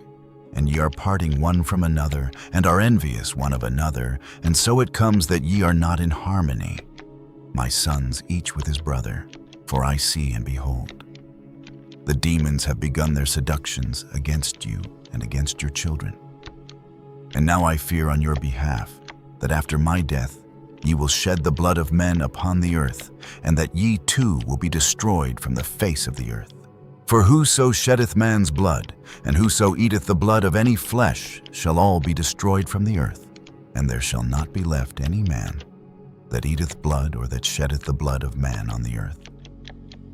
Nor shall there be left to him any seed or descendants living under heaven. For into Sheol shall they go, and into the place of condemnation shall they descend, and into the darkness of the deep shall they all be removed by a violent death. There shall be no blood seen upon you. Of all the blood there shall be all the days in which ye have killed any beasts or cattle or whatever flies upon the earth. And work ye a good work to your souls, by covering that which has been shed on the face of the earth. And ye shall not be like him who eats with blood, but guard yourselves that none may eat blood before you cover the blood. For thus have I been commanded to testify to you and your children, together with all flesh. And suffer not the soul to be eaten with the flesh, that your blood, which is your life, may not be required at the hand of any flesh that sheds it on the earth. For the earth will not be clean from the blood which has been shed upon it. For only through the blood of him that shed it will the earth be purified throughout all its generations. And now, my children, hearken, work judgment and righteousness, that ye may be planted in righteousness over the face of the whole earth. And your glory lifted up before my God, who saved me from the waters of the flood. And behold, ye will go and build for yourselves cities, and plant in them all the plants that are upon the earth, and moreover all fruit-bearing trees. For 3 years the fruit of everything that is eaten will not be gathered, and in the 4th year its fruit will be accounted holy. And they will offer the first fruits, acceptable before the Most High God, who created heaven and earth and all things. Let them offer in abundance the first of the wine and oil as first fruits on the altar of the Lord, who receives it and what is left. Let the servants of the house of the Lord eat before the altar which receives it. And in the 5th year make ye the release, so that ye say ye release it in righteousness and uprightness, and ye shall be righteous, and all that you plant shall prosper. For thus did Enoch the father of your father command Methuselah his son, and Methuselah his son Lamech. And Lamech commanded me all the things which his fathers commanded him. And I also will give you commandment, my sons, as Enoch commanded his son in the first Jubilees. While still living the 7th in his generation, he commanded and testified to his son and to his son's sons until the day of his death. Chapter 8. In the 29th Jubilee, in the first week, in the beginning thereof, Arpachshad took to himself a wife, and her name was Rasuejah, the daughter of Susan, the daughter of Elam, and she bare him a son in the 3rd year, in this week, and he called his name Cainam. And the son grew, and his father taught him writing, and he went to seek for himself a place where he might seize for himself a city. And he found a writing which former generations had carved on the rock. And he read what was thereon, and he transcribed it, and sinned owing to it. For it contained the teaching of the watchers, in accordance with which they used to observe the omens of the sun and moon and stars in all the signs of heaven. And he wrote it down, and said nothing regarding it, for he was afraid to speak to Noah about it, lest he should be angry with him on account of it. And in the 30th Jubilee, in the 2nd week, in the 1st year thereof, he took to himself a wife, and her name was Melchah, the daughter of Madai, the son of Japheth. And in the 4th year he begat a son, and called his name Shelah. For he said, Truly I have been sent. And in the 4th year he was born. And Shelah grew up, and took to himself a wife, and her name was Muach, the daughter of Kesed, his father's brother, in the 31st Jubilee, in the 5th week, in the 1st year thereof. And she bare him a son in the 5th year thereof. And he called his name Eber, and he took unto himself a wife, and her name was Azurad, the daughter of Nebrod, in the 32nd Jubilee, in the 7th week, in the 3rd year thereof. And in the 6th year thereof she bare him son, and he called his name Peleg. For in the days when he was born, the children of Noah began to divide the earth amongst themselves. For this reason he called his name Peleg. And they divided it secretly amongst themselves, and told it to Noah. And it came to pass, in the beginning of the 33rd Jubilee, that they divided the earth into 3 parts, for Shem and Ham and Japheth, according to the inheritance of each, in the 1st year, in the 1st week, when one of us who had been sent was with them. And he called his sons, and they drew nigh to him, they and their children, and he divided the earth into the lots, which his 3 sons were to take in possession. And they reached forth their hands, and took the writing out of the bosom of Noah their father. And there came forth on the writing, as Shem's lot, the middle of the earth, which he should take as an inheritance for himself and for his sons, for the generations of eternity, from the middle of the mountain range of Rapha, from the mouth of the water from the river Tina, and his portion goes towards the west through the midst of this river. And it extends till it reaches the water of the abysses, out of which this river goes forth and pours its waters into the sea, Me'at. And this river flows into the great sea. And all that is towards the north is Japheth's, and all that is towards the south belongs to Shem. And it extends till it reaches Carasso. This is in the bosom of the tongue, which looks towards the south. And his portion extends along the great sea, and it extends in a straight line, till it reaches the west of the tongue, which looks towards the south, for this sea is named the tongue of the Egyptian sea. And it turns from here towards the south, towards the mouth of the great sea on the shore of its waters, and it extends to the west, to Afra, and it extends till it reaches the waters of the river Gihon, and to the south of the waters of Gihon, to the banks of this river. And it extends towards the east, till it reaches the Garden of Eden, to the south thereof, to the south. And from the east of the whole land of Eden, and of the whole east, it turns to the east, and proceeds till it reaches the east of the mountain named Rapha. And it descends to the bank of the mouth of the river Tina. This portion came forth by lot for Shem and his sons, that they should possess it forever unto his generations, forevermore. And Noah rejoiced that this portion came forth for Shem and for his sons. And he remembered all that he had spoken with his mouth in prophecy. For he had said, Blessed be the Lord God of Shem, and may the Lord dwell in the dwelling of Shem. And he knew that the Garden of Eden is the Holy of Holies, and the dwelling of the Lord and Mount Sinai, the center of the desert, and Mount Zion, the center of the navel of the earth. These three were created as holy places facing each other. And he blessed the God of gods, who had put the word of the Lord into his mouth, and the Lord forevermore. And he knew that a blessed portion and a blessing had come to Shem and his sons unto the generations forever.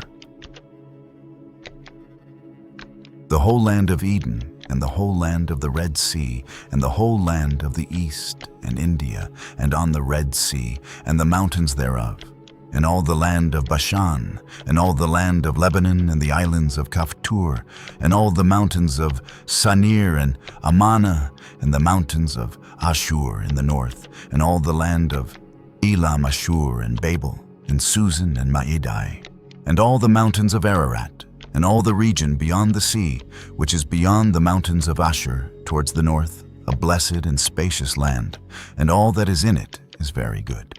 And for Ham came forth the second portion beyond the Gihon, towards the south to the right of the garden, and it extends towards the south.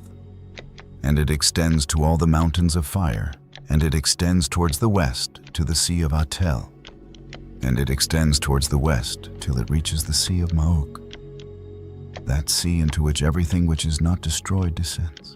And it goes forth towards the north to the limits of Gadir, and it goes forth to the coast of the waters of the sea, to the waters of the great sea, till it draws near to the river Gihon, and goes along the river Gihon, till it reaches the right of the Garden of Eden. And this is the land which came forth for Ham, as the portion which he was to occupy forever, for himself and his sons unto their generations forever. And for Japheth came forth the third portion, beyond the river Tina to the north of the outflow of its waters, and it extends northeasterly to the whole region of Gog, and to all the country east thereof. And it extends northerly to the north, and it extends to the mountains of Kelt towards the north, and towards the sea of Maok. And it goes forth to the east of Gadir, as far as the region of the waters of the sea. And it extends until it approaches the west of Farah, and it returns towards Aphrag, and it extends easterly to the waters of the sea of Mad. And it extends to the region of the river Tina in a northeasterly direction, until it approaches the boundary of its waters towards the mountain Rapha, and it turns round towards the north. This is the land which came forth for Japheth and his sons as the portion of his inheritance, which he should possess for himself and his sons for their generations forever, 5 great islands and a great land in the north. But it is cold, and the land of Ham is hot, and the land of Shem is neither hot nor cold, but it is of blended cold and heat. Chapter 9. And Ham divided amongst his sons, and the first portion came forth for Cush towards the east, and to the west of him for Mizraim, and to the west of him for Put, and to the west of him, and to the west thereof, on the sea for Canaan. And Shem also divided amongst his sons, and the first portion came forth for Ham and his sons to the east of the river Tigris, till it approached Chiz the east, the whole land of India, and on the Red Sea, on its coast, and the waters of Dedan, and all the mountains of Mabri and Elah, and all the land of Susan, and all that is on the side of Farnak, to the Red Sea and the river Tina. And for Ashur came forth the second portion, all the land of Asher and Nineveh and Shinar, and to the border of India, and it ascends and skirts the river. And for Arpachshad came forth the third portion, all the land of the region of the Chaldees, to the east of the Euphrates, bordering on the Red Sea, and all the waters of the desert, close to the tongue of the sea which looks towards Egypt, all the land of Lebanon and Sanir and Amanah to the border of the Euphrates. And for Aram there came forth the fourth portion, all the land of Mesopotamia, between the Tigris and the Euphrates, to the north of the Chaldees, to the border of the mountains of Asher, and the land of Arara. And there came forth for Lud the fifth portion, the mountains of Asher, and all appertaining to them, till it reaches the great sea, until it reaches the east of Asher, his brother. And Japheth also divided the land of his inheritance amongst his sons. And the first portion came forth for Gomer to the east, from the north side to the river Tina. And in the north there came forth for Magog all the inner portions of the north, until it reaches to the sea of Maat. And for Madai came forth as his portion that he should possess from the west of his two brothers to the islands and to the coasts of the islands. And for Javan came forth the fourth portion, every island, and the islands which are towards the border of Lud. And for Tubal there came forth the fifth portion in the midst of the tongue, which approaches towards the border of the portion of Lud to the second tongue, to the region beyond the second tongue, unto the third tongue. And for Meshech came forth the sixth portion, all the region beyond the third tongue, till it approaches the east of Gadir. And for Tiras there came forth the seventh portion, 4 great islands in the midst of the sea, which reached to the portion of Ham. And the islands of Kamaturi came out by lot for the sons of Arpachshad as his inheritance. And thus the sons of Noah divided unto their sons in the presence of Noah their father. And he bound them all by an oath, imprecating a curse on every one that sought to seize the portion which had not fallen to him by his lot. And they all said, So be it, so be it, for themselves and their sons forever, throughout their generations, till the day of judgment, on which the Lord God shall judge them with a sword, and with fire for all the unclean wickedness of their errors, wherewith they have filled the earth with transgression and uncleanness and fornication and sin. Chapter 10.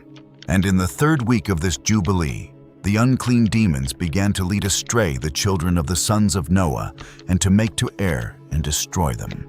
And the sons of Noah came to Noah their father. And they told him concerning the demons which were leading astray, and blinding, and slaying his sons' sons. And he prayed before the Lord his God, and said, God of the spirits of all flesh, who hast shown mercy unto me, and hast saved me and my sons from the waters of the flood, and hast not caused me to perish, as thou didst the sons of perdition. For thy grace has been great towards me, and great has been thy mercy to my soul. Let thy grace be lift up upon my sons, and let not wicked spirits rule over them, lest they should destroy them from the earth.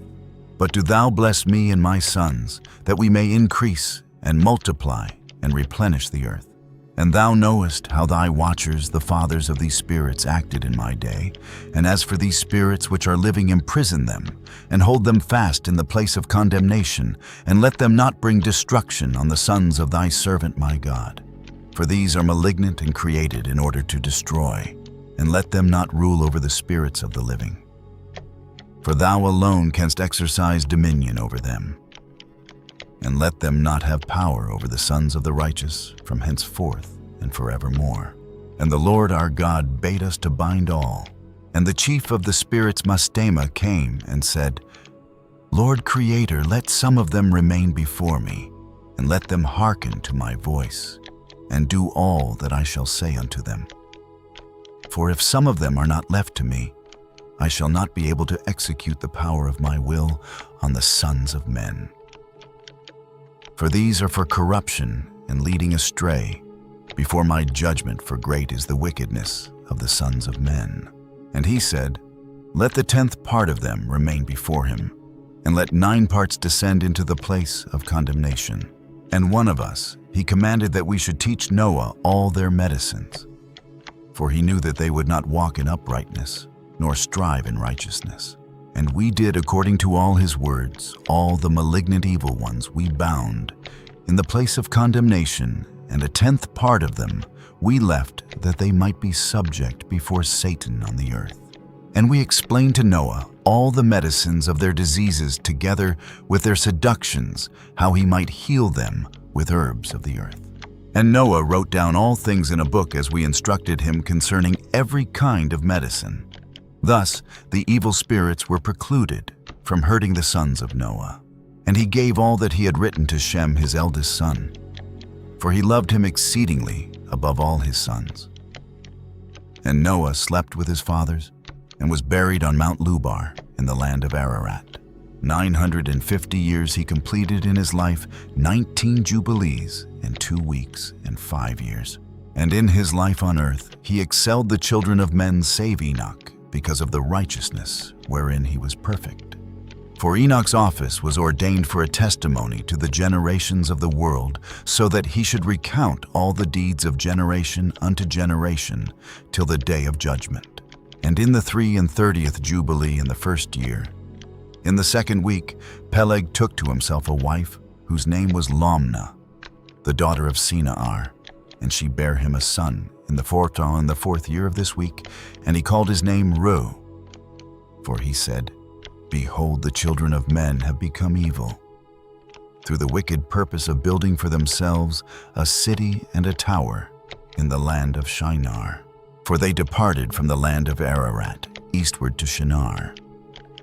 For in his days they built the city and the tower, saying, Go to let us ascend thereby into heaven. And they began to build. And in the fourth week they made brick with fire, and the brick served them for stone. And the clay with which they cemented them together was asphalt, which comes out of the sea and out of the fountains of water in the land of Shinar. And they built it 43 years were they building it. Its breadth was 203 bricks, and the height of a brick was the third of one. Its height amounted to 5,433 cubits and 2 palms, and the extent of one wall was 13 stades, and of the other 30 stades. And the Lord our God said unto us, Behold, they are one people, and this they begin to do, and now nothing will be withholden from them. Let us go down and confound their language, that they may not understand one another's speech. And they may be dispersed into cities and nations, and one purpose will no longer abide with them till the day of judgment. And the Lord descended, and we descended with him to see the city and the tower which the children of men had built. And he confounded their language, and they no longer understood one another's speech. And they ceased then to build the city and the tower. For this reason, the whole land of Shinar is called Babel, because the Lord did there confound all the language of the children of men, and from thence they were dispersed into their cities, each according to his language and his nation. And the Lord sent a mighty wind against the tower, and overthrew it upon the earth. And behold, it was between Ashur and Babylon, in the land of Shinar. And they called its name Overthrow. In the fourth week, in the first year, in the beginning thereof, in the 34th Jubilee, were they dispersed from the land of Shinar. And Ham and his sons went into the land which he was to occupy, which he acquired as his portion in the land of the south. And Canaan saw the land of Lebanon to the river of Egypt, that it was very good. And he went not into the land of his inheritance to the west, that is to the sea. And he dwelt in the land of Lebanon, eastward and westward, from the border of Jordan and from the border of the sea.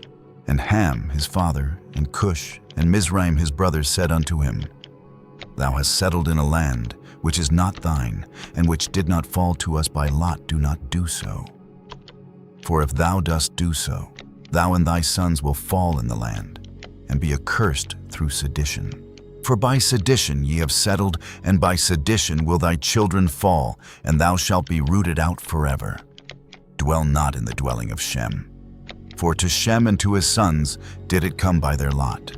Cursed art thou, and cursed shalt thou be beyond all the sons of Noah, by the curse by which we bound ourselves by an oath in the presence of the holy judge, and in the presence of Noah our father. But he did not hearken unto them, and dwelt in the land of Lebanon, from Hamath to the entering of Egypt, he and his sons, until this day. And for this reason that land is named Canaan. And Japheth and his sons went towards the sea, and dwelt in the land of their portion. And Madai-sar saw the land of the sea, and it did not please him. And he begged a portion from Ham, and Asa, and Ashur, and Arpachshad, his wife's brother. And he dwelt in the land of Media, near to his wife's brother until this day. And he called his dwelling place, and the dwelling place of his sons, Media, after the name of their father Madai, the city of Ur, the devil's first matrix of manipulation. In the previous video, we witness the Great Flood Protocol sweep across the earth to restore order. The floodwaters drowned the gigantic bodies of the Nephilim remnants, but they could not destroy their evil spirits. And then the most terrifying agreement in the history of the universe was signed. The demon king Mastema successfully negotiated a treaty keeping 10% of the demonic forces on earth to test mankind. What do you think the devil would do after gaining that 10% of power? He acted immediately. Read chapter 11 of the Book of Jubilees carefully, and you will see how this ancient text describes with precise and brutal clarity every step by which evil established its system of rule. As soon as the 35th Jubilee began, meaning when the earth had only just dried after the Great Flood, the world immediately sank back into a sea of blood. The Book of Jubilees records these actions in chillingly specific detail. Under the interference of Prince Mastema and the 10% remnant of evil spirits, the descendants of Noah began madly grabbing for power. The book records each event clearly for the first time in human history. Instead of living according to the natural order, cunning individuals began to exalt themselves above the nations, marking the birth of tyrants and dictators. They gathered the people together and began building fortified cities, walls, and watchtowers so they could rule more easily. To maintain that power, they launched wars of expansion. The Book of Jubilees emphasizes an extremely cruel detail. They began to purchase weapons and teach their children how to kill. The childhood of an entire generation was stolen, indoctrinated with violence to serve the war machine of the ruling class. Also in chapter 11, the center of ultimate corruption was established in the land of Ur of the Chaldees. The system of exploitation became legalized when a people heartlessly captured cities and sold male and female slaves. At the same time, to completely control the mind and extinguish the faith of the masses, the rulers in Ur began to cast images, make carved idols, and produce unclean likenesses. They forced the people to kneel before lifeless metal statues. And the author of the Book of Jubilees does not speak in vague hints. This text names directly the one pulling the strings behind the entire system. Prince Mastema exerted himself to do all these things, and he sent the spirits under his authority to seduce, corrupt, destroy, and shed blood upon the earth. Do not think those are merely dusty ancient lines or outdated mythological stories. Look straight at the reality of America and the world today, and you will see this. The script of chapter 11 is being replayed with a level of sophistication and cruelty 1,000 times greater. The ancient city of Ur was the first draft of the matrix of the modern world. Today, that action operates under a highly profitable and legalized name, the military-industrial complex. Look directly at the truth unfolding in Washington. Politicians can go on television and spend months staging bitter arguments, refusing to allocate a few $1,000,000 to repair rusting bridges or address the crisis of thousands of American veterans forced to pitch tents and sleep on the streets in the cutting cold. But when a conflict breaks out in some foreign country, half a world away, suddenly every partisan division evaporates. They happily shake hands at 2 o'clock in the morning, united in swiftly approving blank checks worth tens, even hundreds of billions of dollars of your tax money to send overseas.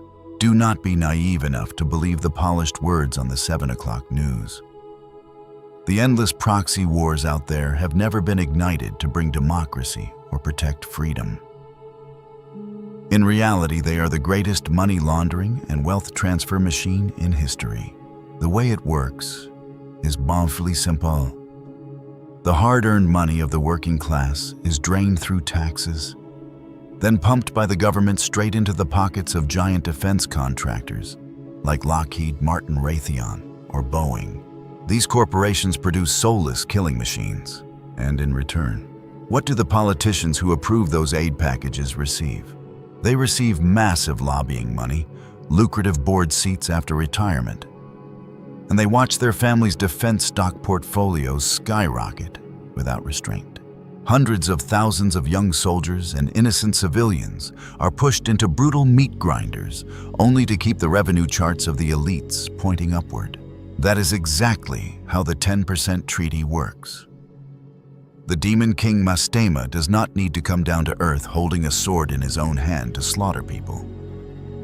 He only needs to place a profitable weapons contract into the hands of the ruling class, and then blood will automatically spill. And what about the slave trade? Do you think humanity has abolished it? No. It has only been upgraded. Modern slavery is destroying society right under our noses. It appears in horrific human trafficking networks run by cartel gangs slipping through border areas that have been deliberately left wide open. But the cruelest and most widespread form is the system of financial slavery. Today, the devil does not need to handcuff you with iron chains.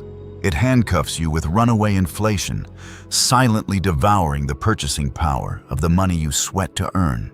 It chains you with suffocating credit card bills, student loan debts reaching 6 figures, and the dream of homeownership drifting farther and farther away.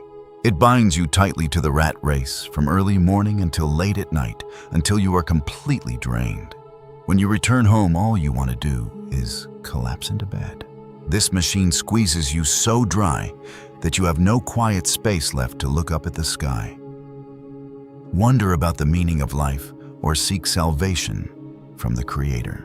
And finally, the highest form of manipulation, idol worship.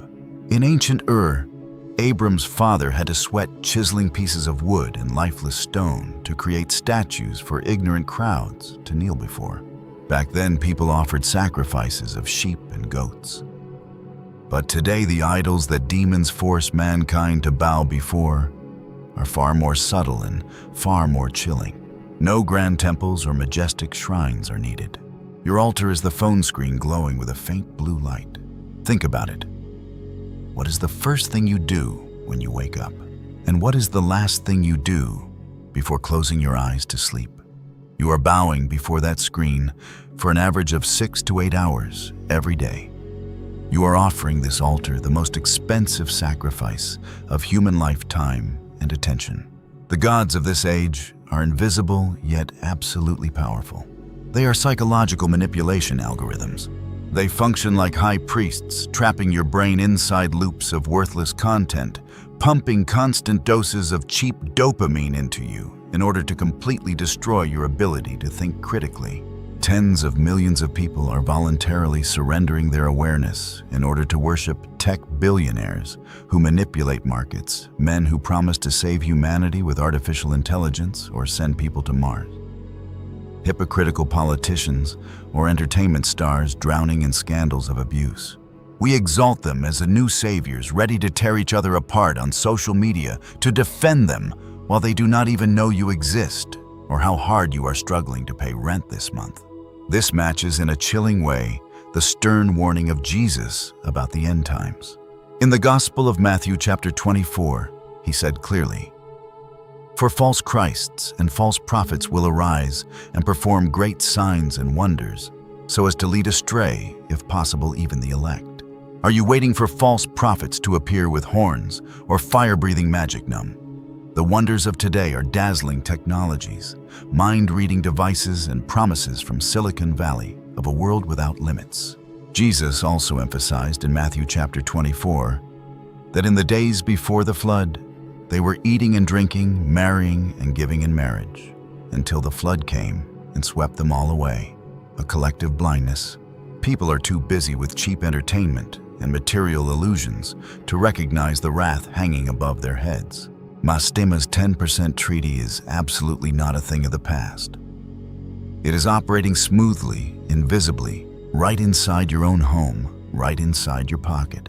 The devil has woven a perfect matrix of rule besieging humanity through economic pressure, physical exhaustion, and spiritual corruption. It creates a prison without bars, where the prisoners fall deeply in love with their own captivity. There is not a single crack left for escape, until a 14-year-old boy appears. The first one who dares to look directly at that cruel system and say, "No." The awakening of the chosen one. If you ever attended Sunday school at church, you were probably always told that Abraham was a gentle old man with a white beard and silver hair, quietly and obediently going wherever God told him to go. But the Book of Jubilees throws a completely different original version straight at us. There is nothing sentimental here. The life of the chosen one actually begins with the rebellion of a 14-year-old boy. In Genesis, Abraham appears rather suddenly. We only know that he is the son of Terah, that he lived in Ur and then left with his family. Genesis moves through his youth very quickly, like a door opening for only a few seconds, just long enough to read the character's name, before immediately cutting to the moment he is grown and receives the call of God. That very brevity has caused many people to assume that Abraham was born already a saint ready to obey. But Jubilees fills that historical gap. This book pulls us back to the time when Abram was still very young, extremely sharp, and the only one who dared to go against the current, while the entire world was sinking into deception. Genesis says that Terah took his family out of Ur. The Book of Joshua, chapter 24, also confirms that the ancestors of Israel once served other gods. And the Book of Jubilees takes that very thorny detail to expose the moment Abram saw through the matrix of his age. Let us talk about the setting. Abram was born and raised in the city of Ur. Do not think of Ur as some shabby ancient village. This was one of the busiest super cities in Mesopotamia, a center of power, commerce, and religious rituals. To make it easier to imagine, think of Ur exactly like the most corrupt and decaying major cities in America today. There, everything was controlled by Mastema's matrix. People worshipped every kind of god. The moon god, the god of wealth, the god who protected the city. For a child born in Ur, kneeling before statues was not merely religion. It was the air they breathed. It was the education system. It was the foundation of the economy, and it was social pressure. And what is the greatest irony? Abram's own father Terah was a core link making a living from that system. Terah's occupation was carving and selling false idols. To put it plainly in modern language, Abram's father was selling fraudulent products, spreading spiritual fake news to keep the people confused, obedient, and willing to open their wallets. The boy Abram grew up right inside that wood shop. Every day he watched people bring in coins, earned through sweat and hardship, weeping and bowing flat to the ground before lifeless pieces of wood carved by his own father's hands. That is what makes Abram's awakening sharper and more painful than that of any ordinary saint. He did not awaken from some distant, safe place. He recognized the truth while standing inside the belly of the beast. He breathed the incense smoke of Ur. He heard clearly the desperate pleas of the crowd. Every day he had to swallow a bitter paradox. Human beings used their own hands to make a statue, then cowardly knelt down and begged for life from the very thing they had just created. But at 14 years old, Abram decided to reject this ridiculous performance. The Book of Jubilees, chapter 11, records that at the age of 14, Abram began to see through the errors of the land. Before becoming the father of faith, he was a teenager with critical thinking. He looked straight at the reality of society, at the environment around him, and painfully realized that everything had rotted from the root. He stood in the middle of the wood shop and asked himself, why would human beings surrender their lives to a fraudulent system created by human hands and manipulated by demons? These statues had no heartbeat. They were deaf and mute. They could not help anyone pay rent or heal disease. This was a massive deception. Chapter 12 pushes the drama to its peak with a direct confrontation between father and son. Abram asked Terah directly, what benefit do these idols that you worship have when they are only silent forms that lead human hearts astray? Do you know how Terah answered? He did not dare argue with the truth. He told his son to shut his mouth because if he kept speaking the truth, people would kill him. That single sentence exposes the entire nature of Ur's system. Lies are not protected by faith. They are protected by violence and fear.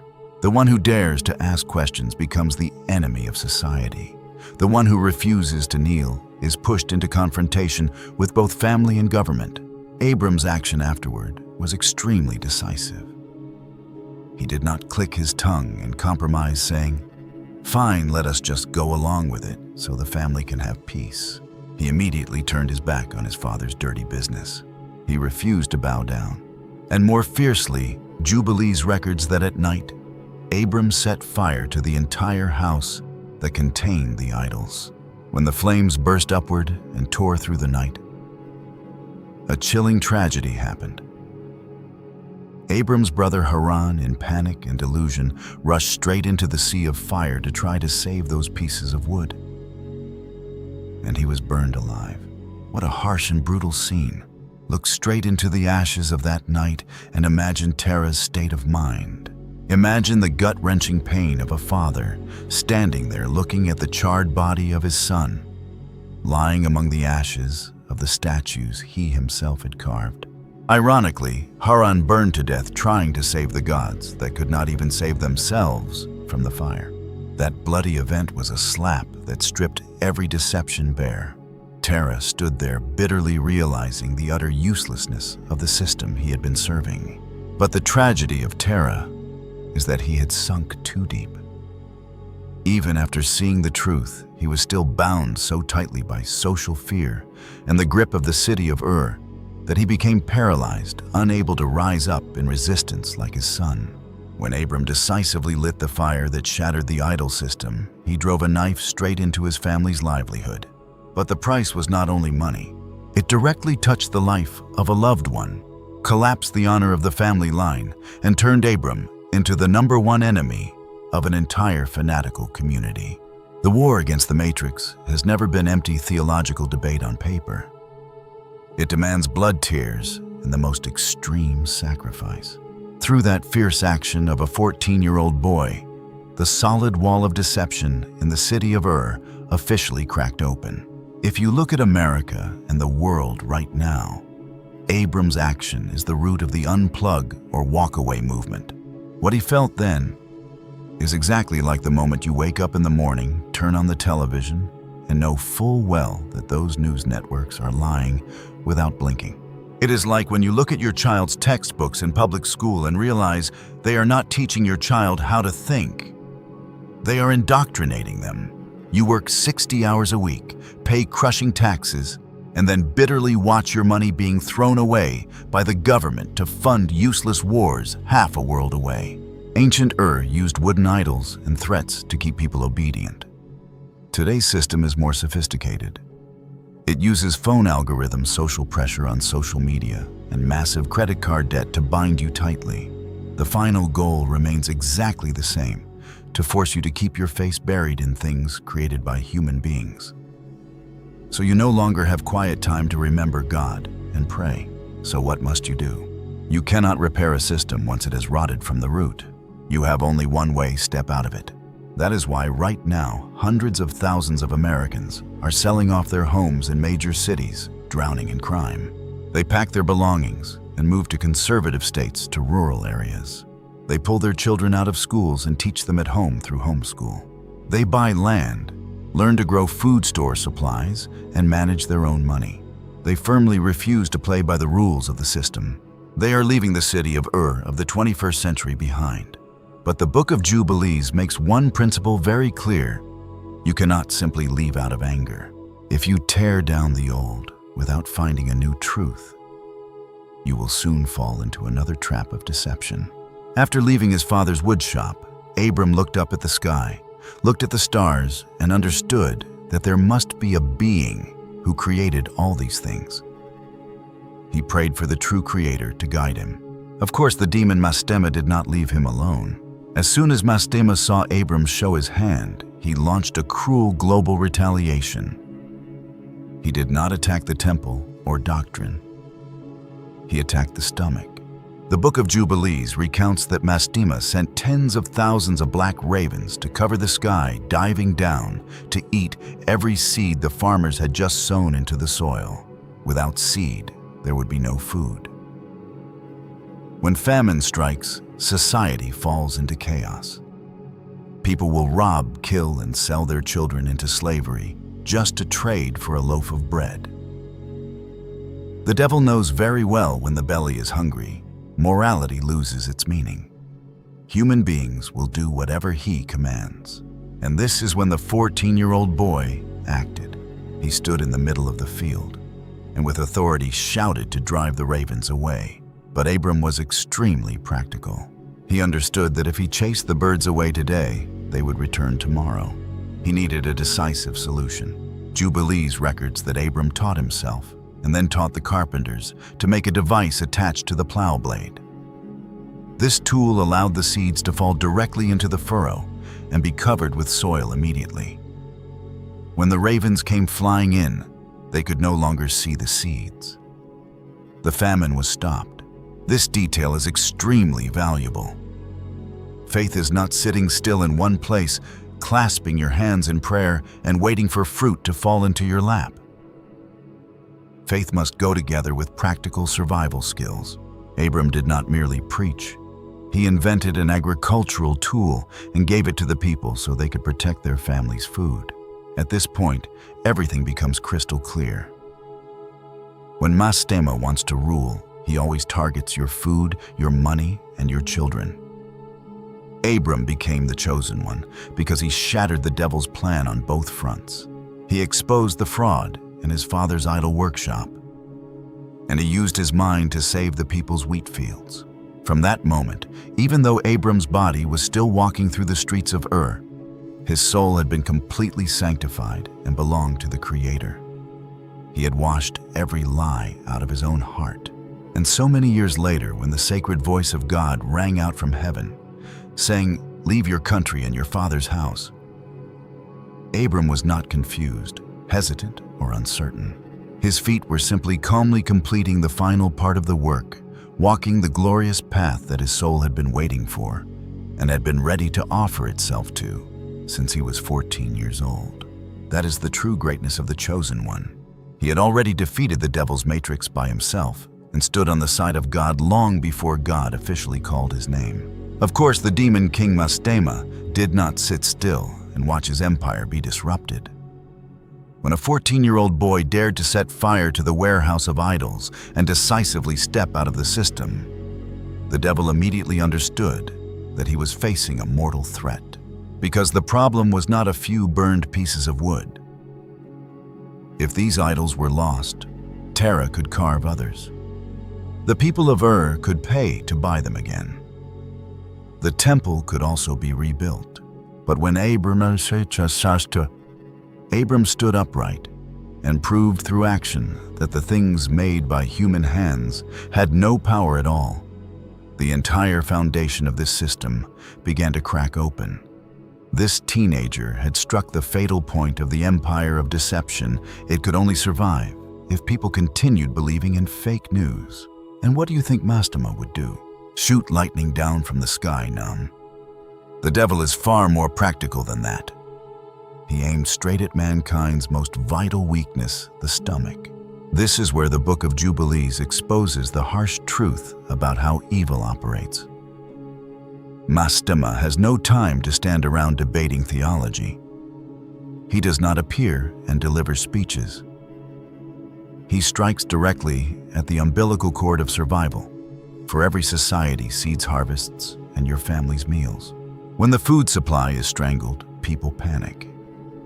When hunger arrives, even the most civilized cities turn into slums of looting. When bread becomes scarce, people are willing to kneel and sell their freedom just to get one meal. Chapter 11 of the Book of Jubilees records Mastema's extremely cruel large-scale retaliation. When farmers had just scattered seed into the ground, Mastema sent tens of thousands of black ravens to cover the sky. They swooped down like a thick cloud, swallowing every seed before it could sprout. The ancient text states their purpose with brutal clarity to destroy the land and rob human beings of the fruit of their labor. The people had barely plowed the soil and buried the seed before the ravens descended and pecked everything clean. This was a strike of total destruction. No seed meant no wheat. No wheat meant famine. When famine arrived, society would tear itself apart. People would kill each other over a piece of bread, steal, rob, and finally voluntarily sell their wives and children into slavery in exchange for food. The devil understands perfectly well when the stomach is empty, morality and faith fly out the window. Human beings will bow to anyone who throws them food. And here's the most chilling part. Mastema did not merely want the people to lose their harvest. He wanted to steal their freedom. Once famine broke out, families that had once lived independently had to mortgage their land. Fathers had to swallow their tears and sell their labor. Desperate mothers watched their children starve. Children grew up in absolute fear. From a flock of ravens in the field, an entire system of slavery was built. Evil knows one truth very well: whoever controls the food controls the body. And once the body is controlled, the soul will slowly be strangled as well. But Mastema miscalculated one move, the 14-year-old boy. Abram was not the kind of person who folded his arms and watched evil run wild. He was a true warrior when he saw the black ravens diving toward the field. Abram ran straight into the middle of the farmland. The Book of Jubilees describes him standing there without the slightest fear, shouting directly at the ravens, "Do not come down here. Return to the place you came from." And an astonishing scene took place. That enormous black cloud of ravens actually turned around and flew away. The spiritual authority of the Chosen One was so strong that even the servants of evil had to obey. That is the power of pure faith. Jubilees also records clearly that on that day Abram made the ravens turn back 70 times. In every field where he was present, not one raven dared to swoop down and eat the seed. Those who accompanied him witnessed it with their own eyes, and from that moment the name of this 14-year-old boy resounded throughout the land of Chaldea. The number 70 times here is extremely valuable. It proves that Abram did not merely have a few minutes of impulsive courage. He stood there for an entire day, facing wave after wave, shouting again and again, defending every furrow of soil as if he were defending the life of the whole community. 70 times the ravens came, and 70 times they were driven back. A boy standing in the middle of a field became a living wall between human beings and starvation. But Abram was extremely perceptive and practical. He understood very well that these ravens were only tools. If he drove them away today, they would return tomorrow the moment he turned his back. He could not camp in the field 24 hours a day, 7 days a week, like a scarecrow chasing birds. Faith and prayer were the foundation. But to solve the problem at its root, he needed a practical solution. This is what makes Abram great. He did not confuse waiting for a miracle with his own responsibility. He knew that God had given him authority to drive away the ravens, but the community needed a tool to protect itself even when he was absent. A truly wise person does not merely win one battle. He must teach others how to survive after the battle is over. And this is where his wisdom shone. Abram returned to the woodshop, but instead of carving false idols like his father, he used his carpentry skills to create something that saved the entire community. The first seed plow device in the history of Jubilees. Abram took wood, carved it into a funnel-shaped tube, and attached it directly above the plow blade. He taught the carpenters and farmers how to use it. When the oxen pulled the plow blade and cut a furrow through the soil, the seed would fall from the funnel straight into the bottom of the row. Immediately, the soil behind the plow blade would cover it back up. The Sepharia text records this very clearly. Abram taught the carpenters to make a part attached to the plow blade so that seed could be sown while the ground was being plowed, hiding the seed beneath the soil so the ravens could not find it. With one simple mechanical design, the seed was safely hidden beneath the soil in an instant. Mastema's ravens came flying, circling and circling in the air, but they were completely powerless. They could not see the seed, and they could not peck through the layer of soil that had sealed it in. the devil's plan to create famine was officially smashed. Pause for a moment at this detail. With the same hands that had once carved false idols in Terah's workshop, Abram created a tool that saved human lives. The same carpentry skill that had once served deception was now redirected to serve true life. That is the redemption of skill. Abram did not throw away his talent. He simply took it out of the system of deception and placed it in the hands of God. This is a beautiful lesson from the ancient text that the church rarely teaches you. Faith is not sitting still in one place, clasping your hands and waiting for fruit to fall into your lap. Prayer must go together with action. Spiritual awakening must be equipped with survival skills and problem-solving thinking. When the devil attacked the food on the table, Abram did not stand there preaching empty theory. He rolled up his sleeves, built a tool, and offered an agricultural technological solution that helped the people protect themselves. He taught them self-reliance so they would not become victims. This cannot help but remind us of the harsh reality of today's world. When the system begins to shake, an awake person cannot spend all day online complaining. That person needs to know how to protect his family's store food, manage money, educate his children, expose fake news, and keep himself independent from algorithms that manipulate the mind. Abram did not merely stand there shouting, "The idols are fake." He also taught the people how to sow seed so the ravens could not steal their future. Abram became great because he defeated evil on both fronts. In his father's wood shop, he shattered the spiritual chains of deception. Out in the field, he used practical wisdom to protect physical life. That is the perfect model of a man brave enough to destroy what is wrong and capable enough, skilled enough to rebuild what is right. But look one layer deeper. Why did Mastema target the seed? Because the seed is the symbol of the future. One tiny grain of wheat will become a loaf of bread on the table. One protected harvest will save an entire family from slavery. One new farming technology will change an entire land. When Abram protected the seed, he was not only protecting that year's meal.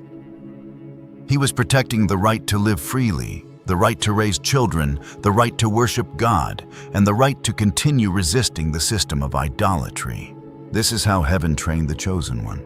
Before he received the great covenant, before he was renamed Abraham, before he became the father of a great nation, before he received vast lands, Abram had to pass the test, protect one seed from the mouth of a raven. It may sound small, but it was a matter of life and death. The one who is faithful enough to guard a small seed in the field is the one worthy of being entrusted with the seed of the covenant. And that is the real reason Mastema feared Abram. The devil was afraid because this teenager saw through the truth, dared to act, and had enough wisdom to turn that truth into a survival solution for others. A person like that is capable of bringing down an entire empire of lies. A person like that can open a new chapter of history where the devil completely loses control. From that field on that day, Abram's life turned to a new page. His name resounded throughout the land of Chaldea. People saw him drive away the ravens. People learned how to use his seed sowing tool. They began whispering to one another that in Terah's house there was a child who absolutely refused to bow before idols and showed no fear before the attacks of evil. But when Abram helped the people secure their own food, he made himself the #1 enemy of the authorities. It is the same in any corrupt system. You can stand in the street cursing, protesting, and shouting until your throat burns, and the ruling class may ignore you. But they will never forgive anyone who dares to show the crowd how to live independently. Abram did exactly that forbidden thing. He did not merely expose the scam of selling idols. He also gave farmers a tool so they could produce their own food without having to grovel before the authorities. And that was when the system in the city of Ur decided that he had to be eliminated. When the devil Mastema and the officials saw that the famine plan had failed, they shifted to an extremely practical option. If they could not destroy the seed sowing tool, they would kill the one who created it. The way they acted required no fantasy magic at all. Look at how today's political elites destroy their opponents, smearing reputations through the media, setting legal traps, and stirring up the crowd to join in cancel culture. In Ur at that time, Abram faced the exact same tactics. The idol merchants and the officials began spreading false rumors. After only one night, the 14-year-old boy was accused of treason. They indoctrinated the crowd, saying that Abram was a blasphemer against tradition, a destroyer of security, and a threat to the livelihood of the entire city. An unspoken death sentence had been finalized by the authorities. This boy had to die. Everything around Abram became truly dangerous.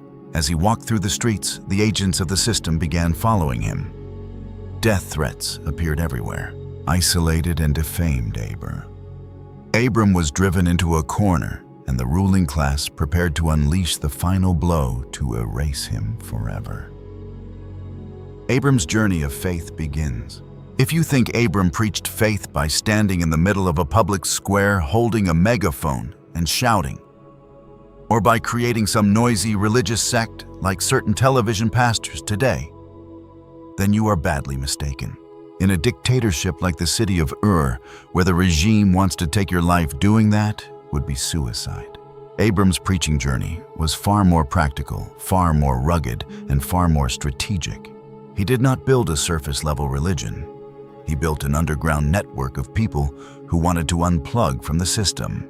The Book of Jubilees and the Book of Genesis record this journey very closely. And this is how Abram truly shattered the matrix. Step 1. Attack the core mindset from inside his own house. Abram understood a survival principle: before you try to save the world, you must first save your own family. His first act of preaching was not aimed at the crowd in the street, but directly at his father Terah, a link in the system. The Book of Jubilees, chapter 12, records an extremely raw conversation. Abram said directly to his father, "Father, what good are these idols to you? They are mute, deaf, and useless. Stop worshiping them. Father, you are being deceived." Do you know what Terah's reaction was? He did not defend the gods at all. He said one sentence that exposed the entire corruption of the city of Ur. "I know my son, but I must keep my mouth shut. If I speak the truth, the people of this city will kill me. You must stay silent too, or you will lose your life." This is ironclad proof. Even the people operating the system of deception know it is false. But they continue doing it because they are afraid. A dictatorship is not maintained by faith. It is maintained by threatening people's livelihoods and lives. Abram understood this. You cannot argue with a crowd controlled by fear. If you want to defeat the system, you must lead people out of that cage of fear. Step 2. Move the base and shatter superstition. Because the pressure and the threat of assassination in Ur had become too great, Abram's family was forced to pack up and move to the region of Haran. This was a tactical retreat, not surrender.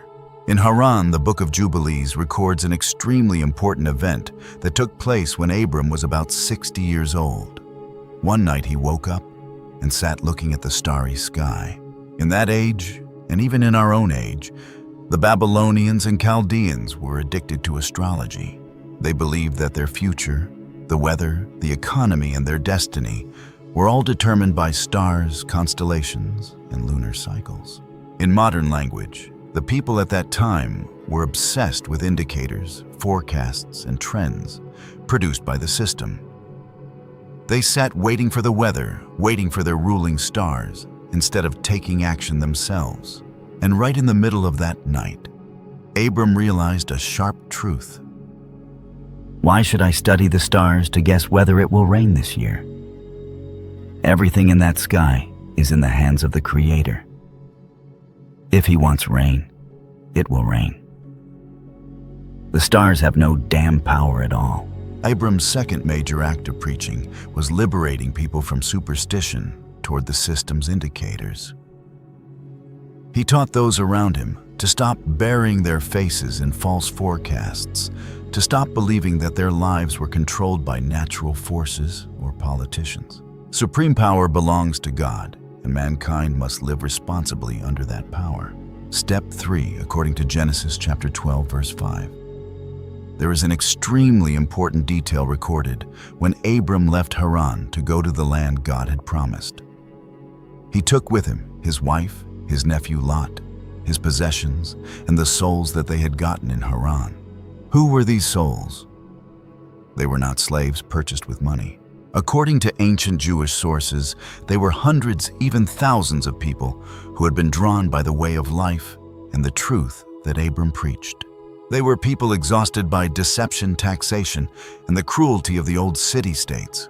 They saw in Abram a true leader, a man who did not sell idols, did not exploit labor, but showed them how to live freely and worship the Creator.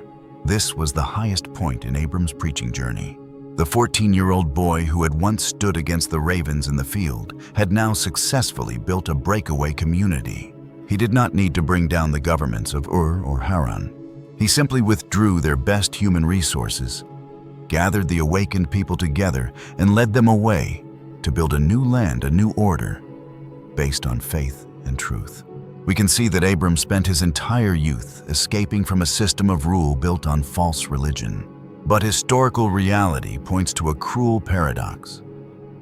Thousands of years later, the largest religious organizations in the world would exploit his very name to establish power and ignite some of the bloodiest wars in history. The man who once broke the idols of Ur with his own hands would later be used by later religious sects as an excuse to fight over legitimacy and divide territory. So, who was Abraham really? Was he a real historical figure or merely a political tool embroidered by later ruling powers? We will set aside every religious oral tradition and look for the most realistic answer based on archaeological evidence. The Abrahamic tradition, under the light of archaeological science. Look at the real picture of the world over the past 4,000 years. The desire to establish a covenant with God is the spiritual core of the entire Western and Middle Eastern world. Of course, for us Asians, the idea of signing a contract with God may sound rather unfamiliar, even strange. But that strange idea has manipulated the minds of more than half of the global population. At the present time, more than 3 billion people on Earth bow in honor of Abraham. They call him the father by bloodline or the spiritual ancestor of faith. Whether Abraham was a flesh and blood historical figure or only a sanctified image, one truth cannot be denied. He's the founder of founders. There is no major religion in the West that does not rely on the name Abraham to legitimize its power. But look at what Abraham's children are doing. 2 billion Christians, 1.3 billion Muslims, and 15 million Jews. All of them beat their chests and claim to be the true monotheistic followers of Abraham. And ironically, for centuries, these three groups have continued bombing, shooting, and slaughtering one another in some of the bloodiest fratricidal wars in human history. Why do people who claim to be brothers under the same father hate one another so much that reconciliation seems impossible? The answer lies in the way they rewrote the script to fight over the inheritance. The Jewish Book of Genesis writes very clearly, God chose Abraham. Abraham fathered Isaac, and Isaac fathered Jacob, the ancestor of the 12 tribes of Israel. Ishmael, Abraham's son with the Egyptian servant girl, was only the secondary branch. By writing it this way, the Jews affirmed that they were the legitimate line, the true heirs of the covenant, while the Arab peoples were only the inferior secondary line. Meanwhile, Christianity planted its flag of power by redefining lineage. The Apostle Paul, the chief architect of Christianity, wrote in his letter to the believers in Rome that our faith is the faith of Father Abraham.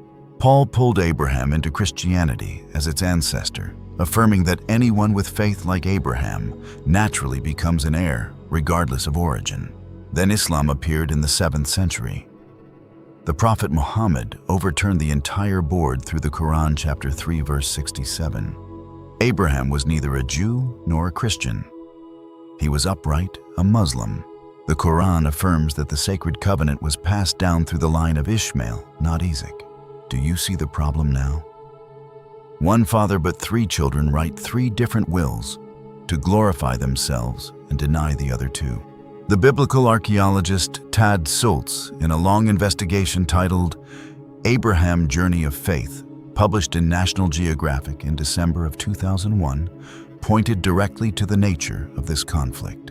When he arrived in Jerusalem, the navel of the conflict, he realized that all these religious groups were using scripture like a stage script. The solemn clerics played their roles very well. The first half of the story, from creation, the flood, to the appearance of Abraham, is almost exactly the same in all 3 scripts. But when the story reaches the division of power, the scripts immediately split. A difference of only a few lines has ignited thousands of wars. For independent historical researchers, they have a far colder and more practical view. They conclude that most of these branching details are deliberate fabrications. They were written not for historical truth, but for tribal self-glorification and to legitimize the seizure of land. So if we strip away all political doctrines, the propaganda of the clerics, and edited texts, what truth remains? Let us take a shovel and dig into the soil of the Middle East. We will see what the Hebrew Bible and the Quran say. And finally, what real scientific archaeological work is proving about the man named Abraham. If you turn to Genesis chapter 11 verses 27 through 31, in the Hebrew Bible, you will see that the book clearly identifies Abraham as having been born in the city of Ur in southern Babylonia, which is modern-day Iraq. Using the map in the sacred text in the early 1920s, thousands of archaeologists from around the world rushed to Ur with one burning desire to dig up evidence proving the existence of the Holy Patriarch. At that time, Ur was nothing more than a desolate, dusty, barren, stony land with no human habitation. The only traces left on the surface were pyramid-shaped mounds and a few ziggurat towers, giant temples dedicated to the moon god Sin, built around 2100 BC. But when the first shovels struck the earth under the leadership of the famous British archaeologist Leonard Woolley, a completely different world was revealed. Beneath the desert sand lay an ancient super city covering 120 acres, founded around 5000 BC. Archaeologists found a series of ancient royal tombs, ruins of bustling city streets, and countless pieces of gold, silver, and gemstone jewelry crafted with astonishing refinement. According to Professor Mikolovsky, a specialist in Mesopotamian civilization at the University of Michigan, Ur was not a village. It was the capital of all Mesopotamia. It was once a busy commercial port on the Euphrates River, close to the Persian Gulf, crowded with ships coming and going, much like the later city of Venice in Italy. At its peak around 2100 BC, its population reached 12,000 people. If Abraham truly was a flesh and blood man, living in a busy and highly developed city like Ur at that time, and if he received an education, he must have been an intellectual. He would have had to study mathematics, history, accounting, and Sumerian literature. In particular, Ur was a massive religious center dedicated to the moon god. Very possibly, it was his daily observation of this powerful moon worship system that stimulated Abraham's critical thinking and led him to the idea of one creator who stood above even the heavenly bodies. Later, due to geological sedimentation, the shoreline of the Persian Gulf retreated, leaving the city of Ur stranded more than 100 miles from the coast. Without its seaport, Ur gradually declined and sank into the desert wilderness. But the greatest treasure that Woolley and his team uncovered was not gold, but thousands of sun-dried clay tablets. On them were carved rows of cuneiform writing invented by the Sumerians around 3200 BC. These clay tablets functioned like a great data archive, recording everything from commercial accounts, history and mathematics, to poetry and mythology of the ancient world. However, the deeper archaeologists dug, the more they discovered deadly holes in the script of the Bible. First Genesis describes Ur as a city of the Chaldeans, Ur of the Chaldeans. But archaeological science has ironclad evidence proving that the name Chaldeans only appeared in Mesopotamia in the first millennium BC. In other words, this place name emerged about 1,000 years after the era in which Abraham is believed to have lived. It is like a book saying that George Washington led troops into New York City with the Twin Towers, and it does not stop there. Professor Israel Finkelstein, the head of the Department of Archaeology at Tel Aviv University, a Jewish expert, had to acknowledge a harsh reality in National Geographic. In the past 20 years, after countless excavation efforts, we have not found any evidence confirming the existence of Abraham. He also pointed out clearly that the Book of Genesis's account of Abraham is estimated to have been written around the 7th century BC. That means the writers sat down to describe the life of a figure who had supposedly lived 13 centuries before them. This time gap makes the historicity of Abraham extremely fragile. Even without finding actual evidence, scientists still patiently opened the Bible and followed each coordinate recorded in the text to verify the migration route of Abraham's family. Genesis says Abraham's family left Ur in the direction of Canaan, but then stopped and settled in Haran. What did archaeology find? Cuneiform clay tablets record that around 2000 BC, the Elamites from the region of modern-day Iran attacked and devastated the city of Ur. This real historical war event provides an extremely reasonable explanation for why Terah's family had to pack up and leave their homeland. The journey from Ur to Canaan was 600 miles, approximately 965 kilometers. Leading a caravan of elderly people, women, livestock, and camels across the desert, they would have needed many months, perhaps even an entire year. Their stop at Haran is completely logical. Today, Haran is only a small, dry village in southern Turkey with about 500 residents living in mud brick houses with onion-shaped beehive-like roofs. Summer temperatures there can climb close to 50 degrees Celsius. But in ancient times, Haran was once a bustling trade city, located at a vital crossroads of the Fertile Crescent, and it also worshipped the moon god, just like the city of Ur. Even today, the villagers of Haran point to a hill in the middle of the village and insist that it was the foundation of Abraham's old house. Local tradition says that he worked as a herdsman and often sold wool in exchange for food. By relying on these oral traditions, Haran, along with the nearby city of Urfa, which claims to be Abraham's true birthplace, and preserves the story that he was burned alive by King Nimrod. But the fire turned into water, and the wood turned into fish, has become a major pilgrimage tourism hotspot, drawing millions of believers every year. When Abraham was 75 years old, he, together with his wife Sarah and his nephew Lot, again heard the call of God to leave Haran and enter the promised land of Canaan. Genesis describes Canaan as a land flowing with milk and honey, implying extreme fertility. But archaeological reality slaps that expectation in the face. The land of Canaan was dry and rocky. The Canaanites struggled so much to survive that from 2000 BC onward, the word Canaanite became a common noun, meaning merchant, because they could not survive by agriculture and had to trade. It was precisely that barrenness that led to an important event in Abraham's life.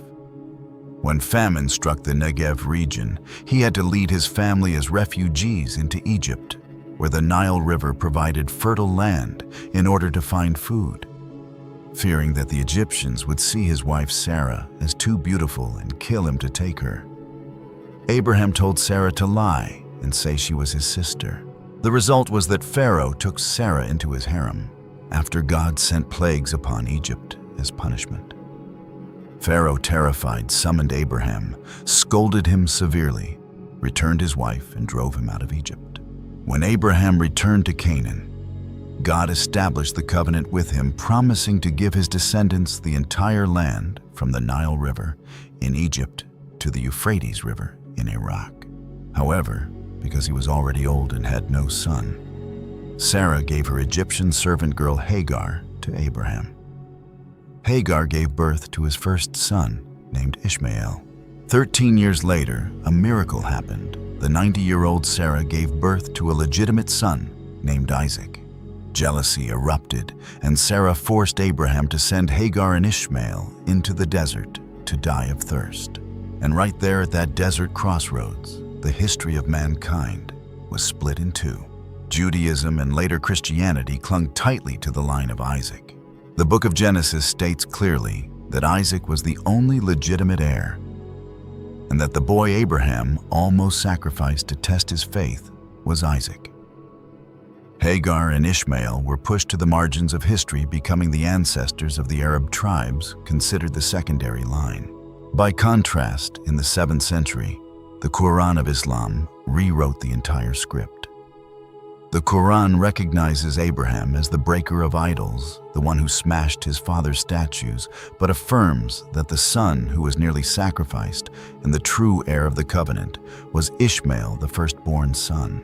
Islam believes that when Hagar and Ishmael were cast into the desert in what is now Mecca, Abraham visited them and built the first Kaaba with his son. The water that saved mother and child in the desert was the sacred Zamzam well. That is why today tens of millions of Muslims pour into Mecca every year. They walk the paths named after Abraham, Hagar, and Ishmael, drink from the Zamzam well, and go to Mount Arafat to sacrifice sheep in remembrance of Abraham's obedience when he was about to kill his son Ishmael for God. While the three religious groups, Judaism, Christianity, and Islam, have argued fiercely for thousands of years over who is the true child and who is the cast-off child, the attitude of archaeologists and historians is extremely cold and practical. Among the countless cuneiform clay tablets excavated in the city of Ur, scientists found a very familiar mythological story from ancient Mesopotamia. It tells of an earth god named Terra. The earth god Terra had a son, a male deity named Abram, and a daughter, a goddess named Sarai. When they grew up, the god Abram married his sister Sarai. This strangely matches the detail in the Bible, where Abraham told the king of Egypt that Sarah was actually also his half-sister by the same father. In 322 BC, Emperor Alexander the Great conquered all of Mesopotamia. The mythological treasures of the Babylonians and Jews were translated into Greek and spread into Europe. In Latin, the name of the earth god Terra became the root for the noun, terra meaning earth or land. From there, French has the word la terre, meaning the earth. After synthesizing all the data from these ancient clay tablets, independent researchers have reached a shocking conclusion. The name Abraham is actually a distorted reading of the name of a male deity in the ancient mythology of the city of Ur. The idea that a flesh and blood individual named Abraham lived and performed miracles as recorded in the Bible is completely unsupported. As Professor Finkelstein concluded in National Geographic looking for a historical, Abraham is harder than reaching the heavens. At best, we should assume Abraham is only a personification of a great idea. What was that great idea? It was the idea of monotheism, the belief in worshiping only one creator, instead of bowing before hundreds of pieces of wood or natural phenomena. The ancient people who proposed this idea of worshiping one God alone may have had a very beautiful ambition. They wanted to use the image of a common father to unify nomadic tribes that were tearing one another apart in the desert. They hoped that if all people shared faith in one God, the nations would see one another as blood brothers and bring war to an end. But history delivered a thunderous slap to that naive hope. Instead of unity, the people who called themselves brothers from the same ancestor Abraham used his very name as a reason to slaughter one another in order to seize the Holy Land and assert the legitimacy of their own side. Sadly, Abraham's ideal that monotheism would bring peace was smashed mercilessly by later generations. At this point, when you look at the ruins of history and the deception of religious institutions, you will immediately recognize a chilling truth.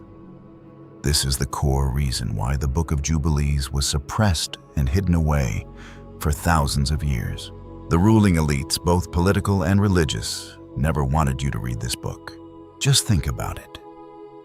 They wanted an obedient, easily controlled crowd of believers who would simply bow their heads, pay tithes, and follow the church without question.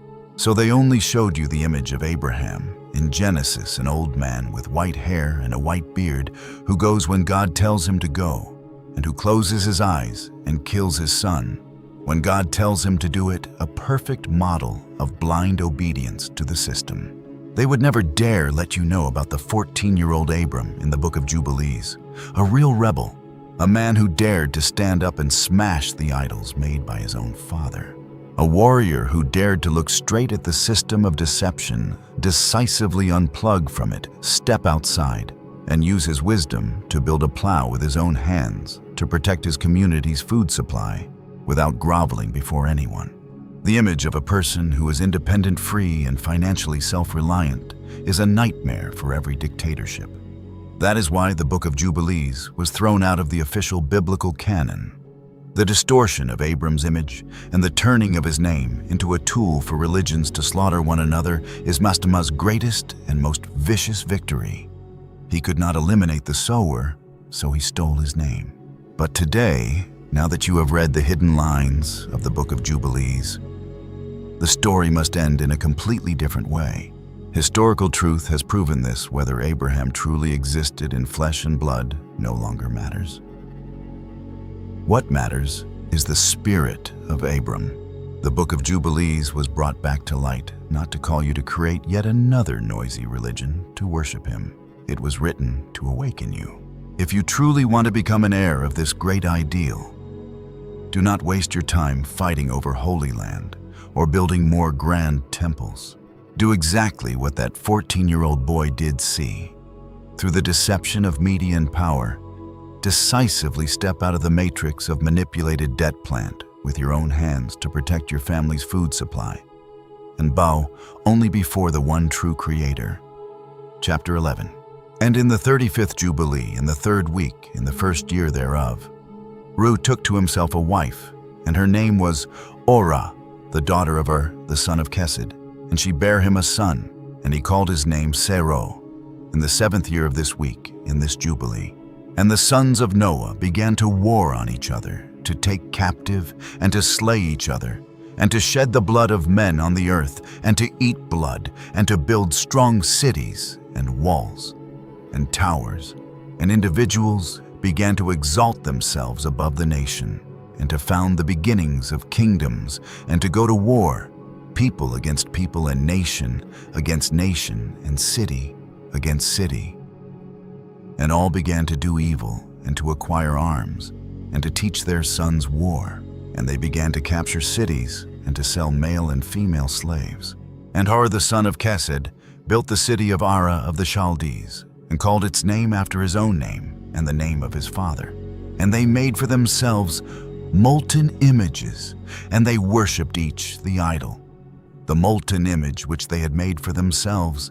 And they began to make graven images, and unclean simulacra, and malignant spirits assisted and seduced them into committing transgression and uncleanness. And the prince Mastema exerted himself to do all this. And he sent forth other spirits, those which were put under his hand, to do all manner of wrong and sin, and all manner of transgression, to corrupt and destroy, and to shed blood upon the earth. For this reason he called the name of Sero Serug, for everyone turned to do all manner of sin and transgression. And he grew up and dwelt in Ur of the Chaldees, near to the father of his wife's mother. And he worshipped idols, and he took to himself a wife in the 36th Jubilee, in the 5th week, in the 1st year thereof. And her name was Melka, the daughter of Caber, the daughter of his father's brother. And she bare him Nahor in the 1st year of this week. And he grew and dwelt in Ur of the Chaldees, and his father taught him the researches of the Chaldees to divine and augur according to the signs of heaven. And in the 37th Jubilee, in the 6th week, in the 1st year thereof, he took to himself a wife, and her name was Ejaska, the daughter of Nestag of the Chaldees. And she bare him Terah in the 7th year of this week. And the prince Mastema sent ravens and birds to devour the seed which was sown in the land, in order to destroy the land and rob the children of men of their labors. Before they could plow in the seed, the ravens picked it from the surface of the ground. And for this reason he called his name Terah, because the ravens and the birds reduced them to destitution and devoured their seed. And the years began to be barren, owing to the birds, and they devoured all the fruit of the trees. From the trees it was only with great effort that they could save a little of all the fruit of the earth in their days. And in this 39th Jubilee in the 2nd week in the 1st year, Terah took to himself a wife, and her name was Edna, the daughter of Abram, the daughter of his father's sister. And in the 7th year of this week she bare him a son, and he called his name Abram, by the name of the father of his mother, for he had died before his daughter had conceived a son. And the child began to understand the errors of the earth, that all went astray after graven images and after uncleanness. And his father taught him writing, and he was 2 weeks of years old, and he separated himself from his father, that he might not worship idols with him. And he began to pray to the Creator of all things, that he might save him from the errors of the children of men, and that his portion should not fall into error after uncleanness and vileness. And the seed time came for the sowing of seed upon the land. And they all went forth together to protect their seed against the ravens. And Abram went forth with those that went, and the child was a lad of 14 years. And a cloud of ravens came to devour the seed, and Abram ran to meet them before they settled on the ground, and cried to them before they settled on the ground to devour the seed, and said, Descend, not return to the place whence ye came. And they proceeded to turn back. And he caused the clouds of ravens to turn back that day 70 times. And of all the ravens throughout all the land, where Abram was there, settled there not so much as one. And all who were with him throughout all the land saw him cry out, and all the ravens turned back, and his name became great in all the land of the Chaldees. And there came to him this year all those that wished to sow. And he went with them until the time of sowing ceased, and they sowed their land. And that year they brought enough grain home and eat, and were satisfied. And in the 1st year of the 5th week, Abram taught those who made implements for oxen, the artificers in wood. And they made a vessel above the ground facing the frame of the plow, in order to put the seed thereon. And the seed fell down therefrom upon the share of the plow, and was hidden in the earth. And they no longer feared the ravens. And after this manner they made vessels above the ground on all the frames of the plows. And they sowed and tilled on all the land according as Abram commanded them. And they no longer feared the birds. Chapter 12. And it came to pass in the 6th week, in the 7th year thereof, that Abram said to Terah, his father, saying, Father. And he said, Behold, here am I, my son. And he said, What help and profit have we from those idols which thou dost worship, and before which thou dost bow thyself?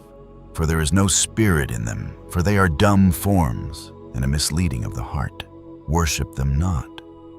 Worship the God of heaven, who causes the rain and the dew to descend on the earth, and does everything upon the earth, and has created everything by his word, and all life is from before his face.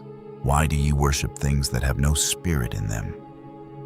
For they are the work of men's hands, and on your shoulders do ye bear them, and ye have no help from them. But they are a great cause of shame to those who make them, and a misleading of the heart to those who worship them. Worship them not. And his father said unto him, I also know it, my son. But what shall I do with a people who have made me to serve before them? And if I tell them the truth, they will slay me. For their soul cleaves to them to worship them and honor them. Keep silent, my son, lest they slay thee.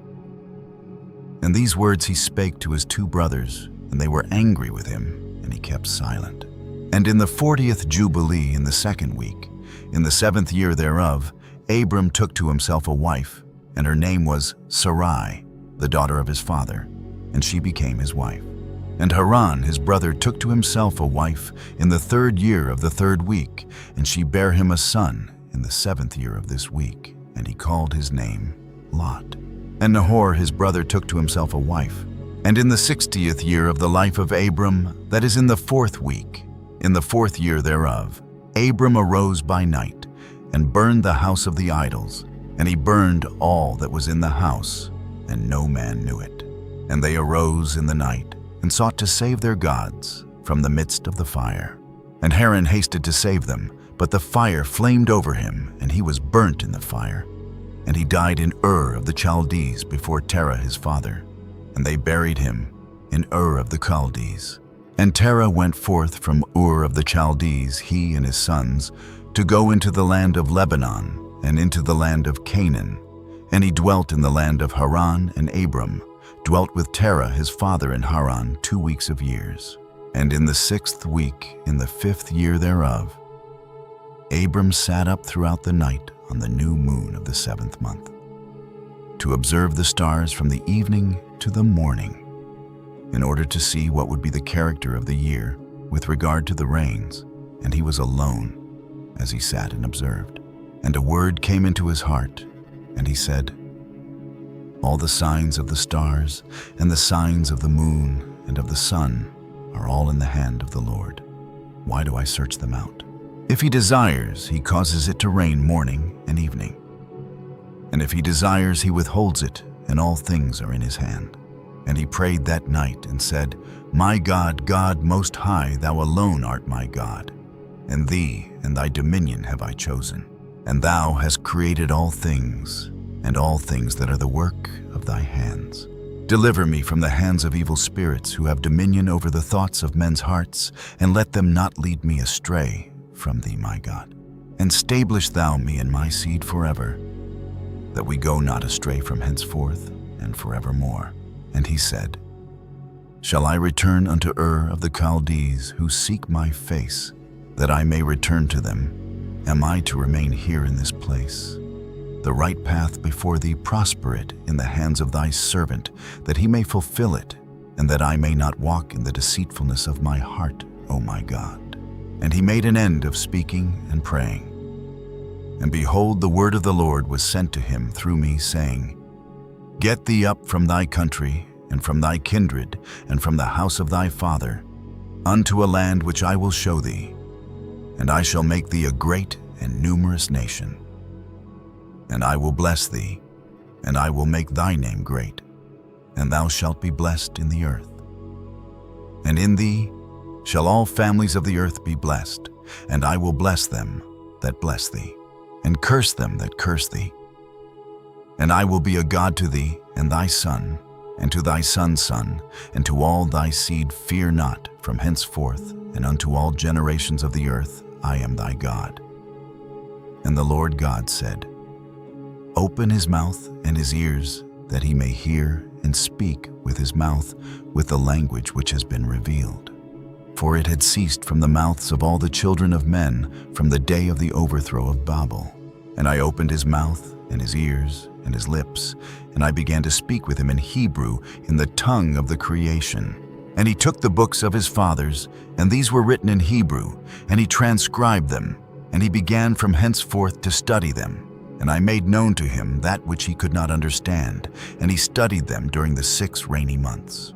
And it came to pass, in the 7th year of the 6th week, that he spoke to his father, and informed him that he would leave Haran to go into the land of Canaan to see it, and return to him. And Terah his father said unto him, Go in peace, may the eternal God make thy path straight. And the Lord be with thee, and protect thee from all evil, and grant unto thee grace, mercy, and favor before those who see thee. And may none of the children of men have power over thee to harm thee. Go in peace. And if thou seest a land pleasant to thy eyes to dwell in, then arise and take me to thee, and take Lot with thee, the son of Haran thy brother. As thine own son, the Lord be with thee. And Nahor thy brother leave with me till thou returnest in peace, and we go with thee all together. Chapter 13. And Abram journeyed from Haran, and he took Sarai his wife, and Lot his brother Haran's son, to the land of Canaan. And he came into Asher, and proceeded to Shechem, and dwelt near a lofty oak. And he saw, and behold, the land was very pleasant from the entering of Hamath to the lofty oak. And the Lord said to him, To thee and to thy seed will I give this land. And he built an altar there, and he offered thereon a burnt sacrifice to the Lord who had appeared to him. And he removed from thence unto the mountain, Bethel on the west, and Ai on the east, and pitched his tent there. And he saw, and behold, the land was very wide and good, and everything grew thereon, vines and figs and pomegranates, oaks and ilexes and terebinths and oil trees and cedars and cypresses and date trees and all trees of the field. And there was water on the mountains. And he blessed the Lord, who had led him out of Ur of the Chaldees and had brought him to this land. And it came to pass in the first year, in the 7th week, on the new moon of the first month, 1954, and that he built an altar on this mountain, and called on the name of the Lord, Thou the eternal God art my God. And he offered on the altar a burnt sacrifice unto the Lord, that he should be with him, and not forsake him all the days of his life. And he removed from thence, and went towards the south. And he came to Hebron, and Hebron was built at that time, and he dwelt there 2 years, and he went thence into the land of the south to Beloth. And there was a famine in the land. And Abram went into Egypt in the 3rd year of the week. And he dwelt in Egypt 5 years before his wife was torn away from him. Now Taneas in Egypt was at that time built 7 years after Hebron. And it came to pass, when Pharaoh seized Sarai the wife of Abram, that the Lord plagued Pharaoh and his house with great plagues because of Sarai Abram's wife. And Abram was very glorious by reason of possessions in sheep and cattle and asses and horses and camels and men servants and maid servants, and in silver and gold exceedingly. And Lot also his brother's son was wealthy. And Pharaoh gave back Sarai the wife of Abram. And he sent him out of the land of Egypt, and he journeyed to the place where he had pitched his tent at the beginning, to the place of the altar with Ai on the east and Bethel on the west, and he blessed the Lord his God who had brought him back in peace. And it came to pass in the 41st Jubilee, in the 3rd year of the 1st week, that he returned to this place and offered thereon a burnt sacrifice, and called on the name of the Lord, and said, Thou the most high God art my God forever and ever.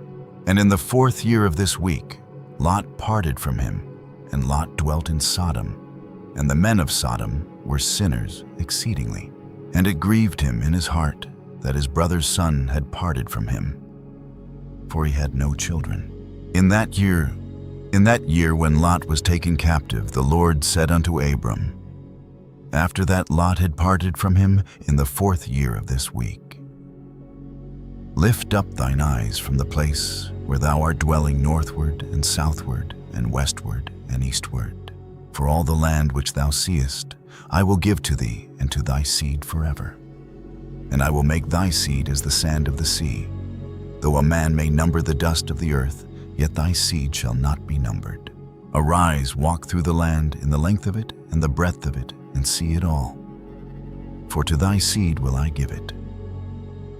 And Abram went to Hebron and dwelt there. And in this year came Chedorlaomer, king of Elam, and Amraphel, king of Shinar, and Arioch, king of Selasar, and Turgal, king of nations, and slew the king of Gomorrah, and the king of Sodom fled. And many fell through wounds in the vale of Siddim by the salt sea. And they took captive Sodom and Adam and Zeboim, and they took captive Lot, also the son of Abram's brother, and all his possessions, and they went to Dan. And one who had escaped came and told Abram that his brother's son had been taken captive, and Abram armed his household servants. For Abram and for his seed 1/10 of the first fruits to the Lord, and the Lord ordained it as an ordinance forever, that they should give it to the priests who serve before him, that they should possess it forever. And to this law there is no limit of days. For he hath ordained it for the generations forever, that they should give to the Lord the tenth of everything, of the seed, and of the wine, and of the oil, and of the cattle, and of the sheep. And he gave it unto his priests to eat and to drink with joy before him. And the king of Sodom came to him, and bowed himself before him, and said, Our Lord Abram, give unto us the souls which thou hast rescued, but let the booty be thine. And Abram said unto him, I lift up my hands to the Most High God, that from a thread to a shoe latchet I shall not take aught that is thine, lest thou shouldst say, I have made Abram rich. Save only what the young men have eaten, and the portion of the men who went with me, Aner, Eshcol, and Mamre. These shall take their portion. Chapter 14. After these things, in the 4th year of this week, on the new moon of the 3rd month, the word of the Lord came to Abram in a dream, saying, Fear not, Abram. I am thy defender, and thy reward will be exceeding great. And he said, Lord, Lord, what wilt thou give me, seeing I go hence childless, and the son of Masech? The son of my handmaid is the Damasek Eliezer. He will be my heir, and to me thou hast given no seed. And he said unto him, This man will not be thy heir, but one that will come out of thine own bowels. He will be thine heir. And he brought him forth abroad, and said unto him, Look toward heaven and number the stars, if thou art able to number them. And he looked toward heaven, and beheld the stars. And he said unto him, So shall thy seed be. And he believed in the Lord, and it was counted to him for righteousness. And he said unto him, I am the Lord that brought thee out of Ur of the Chaldees, to give thee the land of the Canaanites, to possess it forever. And I will be God unto thee, and to thy seed after thee. And he said, Lord, Lord, whereby shall I know that I shall inherit it? And he said unto him, Take me an heifer of 3 years, and a goat of 3 years, and a sheep of 3 years, and a turtle dove, and a pigeon. And he took all these in the middle of the month, and he dwelt at the oak of Mamre, which is near Hebron. And he built there an altar, and sacrificed all these. And he poured their blood upon the altar, and divided them in the midst, and laid them over against each other. But the birds divided he not. And birds came down upon the pieces, and Abram drove them away, and did not suffer the birds to touch them. And it came to pass, when the sun had set, that an ecstasy fell upon Abram. And lo, an horror of great darkness fell upon him, and it was said unto Abram, Know of a surety that thy seed shall be a stranger in a land that is not theirs, and they shall bring them into bondage, and afflict them 400 years. And the nation also to whom they will be in bondage will I judge, and after that they shall come forth thence with much substance. And thou shalt go to thy fathers in peace, and be buried in a good old age. But in the 4th generation they shall return hither, for the iniquity of the Amorites is not yet full. And he awoke from his sleep, and he arose, and the sun had set. And there was a flame, and behold, a furnace was smoking, and a flame of fire passed between the pieces. And on that day the Lord made a covenant with Abram, saying, To thy seed will I give this land from the river of Egypt unto the great river, the river Euphrates, the Kenites, the Kenizzites, the Cadmonites, the Perizzites, and the Rephaim, the Phacharites, and the Hivites, and the Amorites, and the Canaanites, and the Girgashites, and the Jebusites. And the day passed, and Abram offered the pieces, and the birds, and their fruit offerings, and their drink offerings, and the fire devoured them. And on that day we made a covenant with Abram, according as we had covenanted with Noah in this month. And Abram renewed the festival and ordinance for himself forever. And Abram rejoiced, and made all these things known to Sarai his wife. And he believed that he would have seed, but she did not bear. And Sarai advised her husband Abram, and said unto him, Go in unto Hagar, my Egyptian maid, it may be that I shall build up seed unto thee by her. And Abram hearkened unto the voice of Sarai his wife, and said unto her, Do so. And Sarai took Hagar, her maid the Egyptian, and gave her to Abram, her husband, to be his wife. And he went in unto her, and she conceived, and bare him a son, and he called his name Ishmael, in the 5th year of this week. And this was the 86th year in the life of Abram. Chapter 15. And in the 5th year of the 4th week of this Jubilee, in the 3rd month, in the middle of the month, Abram celebrated the feast of the first fruits of the grain harvest. And he offered new offerings on the altar, the first fruits of the produce unto the Lord, an heifer and a goat and a sheep on the altar, as a burnt sacrifice unto the Lord. Their fruit offerings and their drink offerings he offered upon the altar with frankincense. And the Lord appeared to Abram and said unto him, I am God Almighty. Approve thyself before me, and be thou perfect. And I will make my covenant between me and thee, and I will multiply thee exceedingly. And Abram fell on his face, and God talked with him, and said, Behold, my ordinance is with thee, and thou shalt be the father of many nations. Neither shall thy name any more be called Abram, but thy name from henceforth, even forever, shall be Abraham. For the father of many nations have I made thee, and I will make thee very great, and I will make thee into nations, and kings shall come forth from thee.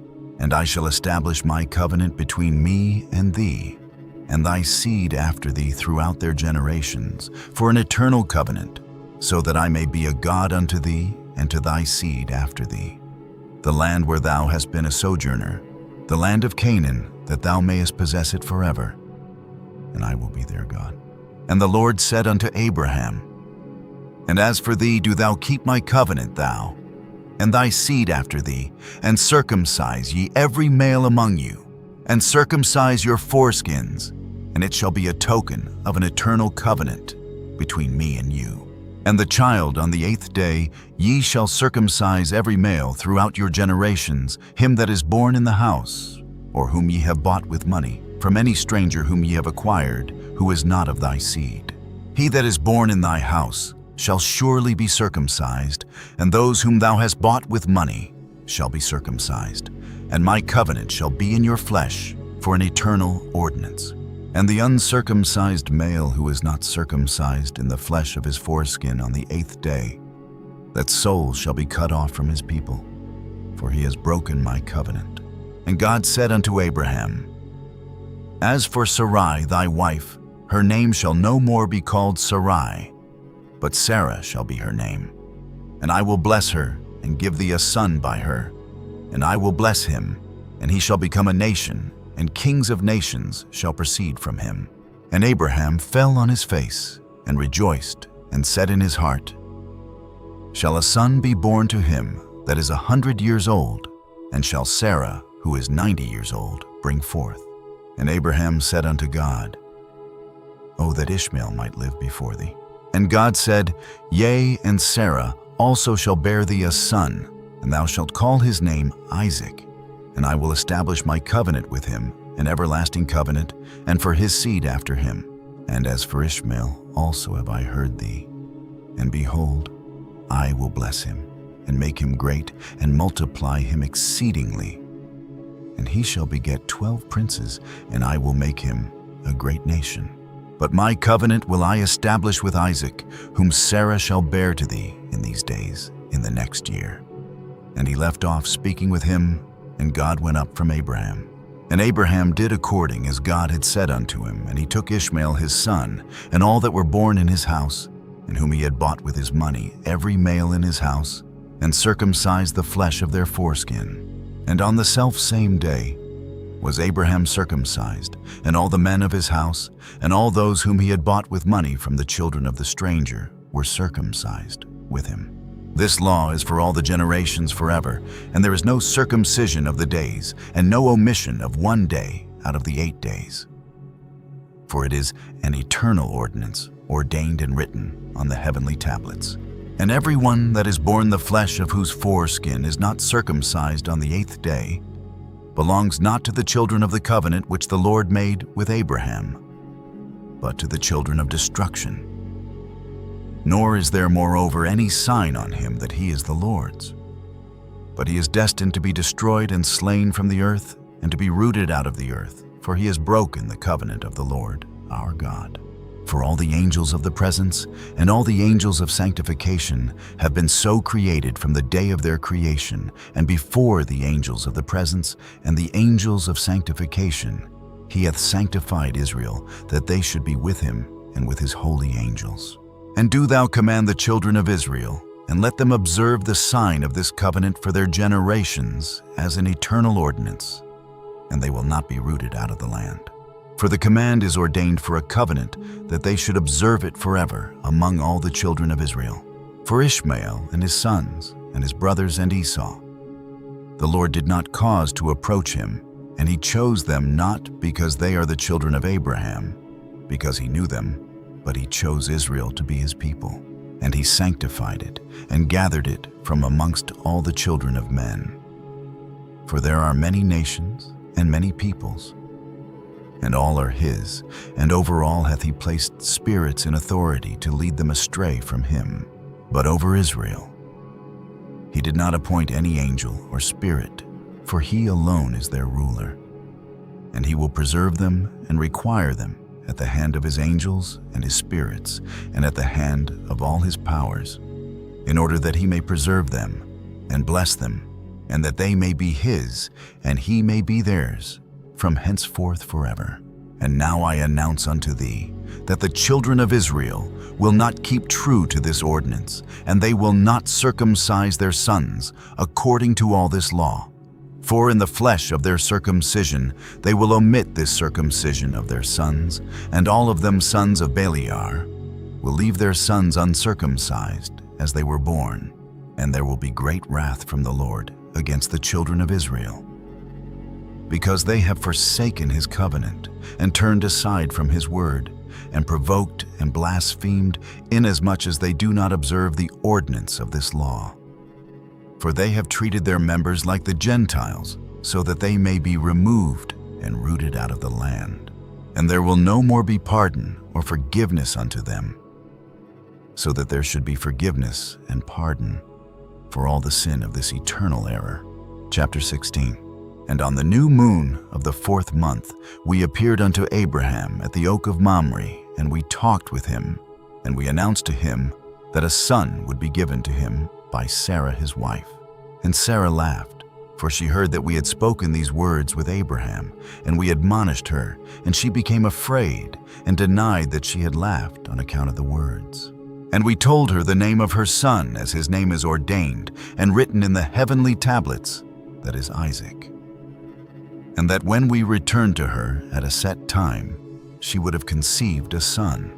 And in this month the Lord executed his judgments on Sodom and Gomorrah and Zeboim and all the region of the Jordan, and he burned them with fire and brimstone, and destroyed them until this day, even as lo, I have declared unto thee all their works, that they are wicked and sinners exceedingly, and that they defile themselves, and commit fornication in their flesh, and work uncleanness on the earth. And in like manner, God will execute judgment on the places where they have done, according to the uncleanness of the Sodomites, like unto the judgment of Sodom. But Lot we saved. For God remembered Abraham, and sent him out from the midst of the overthrow. And he and his daughters committed sin upon the earth, such as had not been on the earth since the days of Adam till his time. For the man lay with his daughters, and behold, it was commanded and engraven concerning all his seed on the heavenly tablets, to remove them and root them out, and to execute judgment upon them like the judgment of Sodom, and to leave no seed of the man on earth on the day of condemnation. And in this month Abraham moved from Hebron, and departed, and dwelt between Kadesh and Shur in the mountains of Gerar. And in the middle of the 5th month he moved from thence, and dwelt at the well of the oath. And in the middle of the 6th month the Lord visited Sarah, and did unto her as he had spoken, and she conceived. And she bare a son in the 3rd month, and in the middle of the month, at the time of which the Lord had spoken to Abraham, on the festival of the first fruits of the harvest, Isaac was born.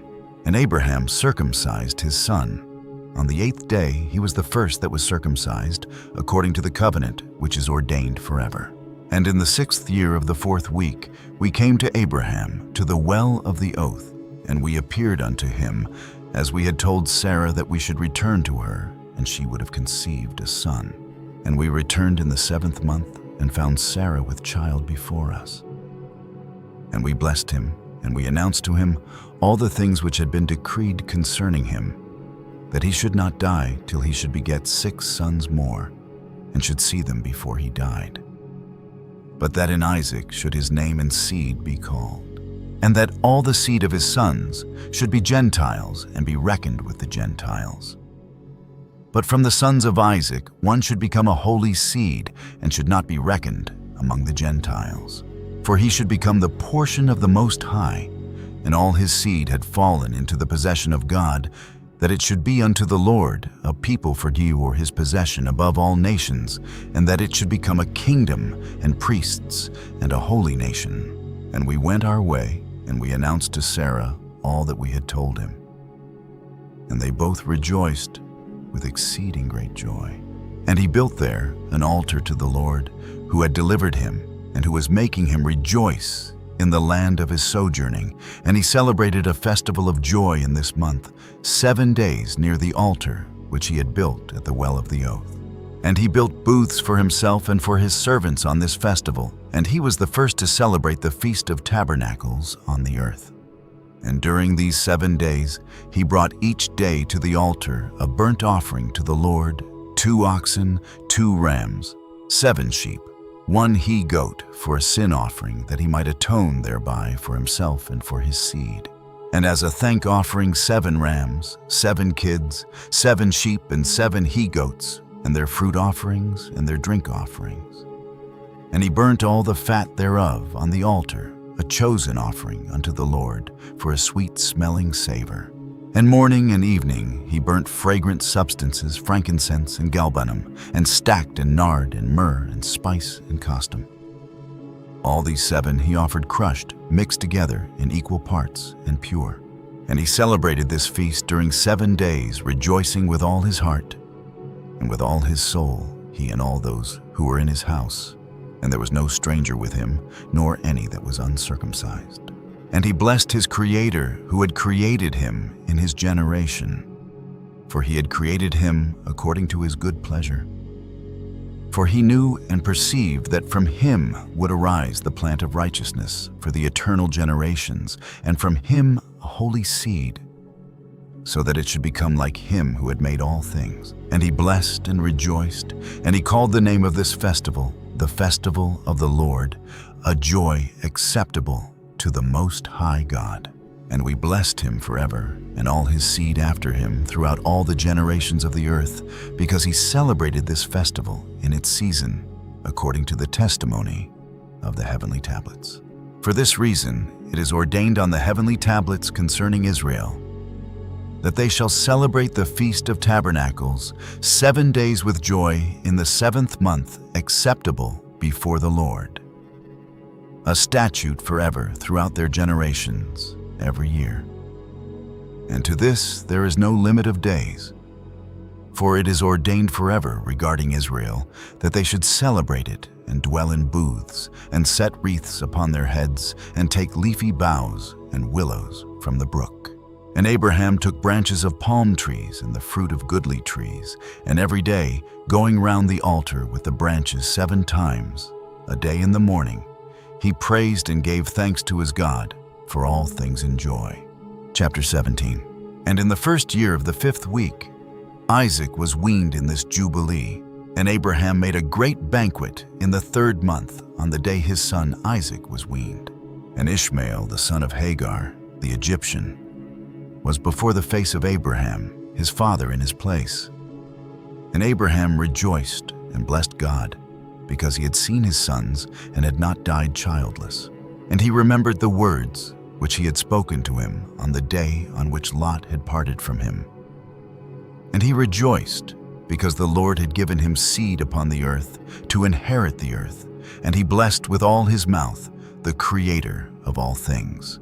And Sarah saw Ishmael playing and dancing, and Abraham rejoicing with great joy, and she became jealous of Ishmael, and said to Abraham, "Cast out this bondwoman and her son, for the son of this bondwoman will not be heir with my son Isaac."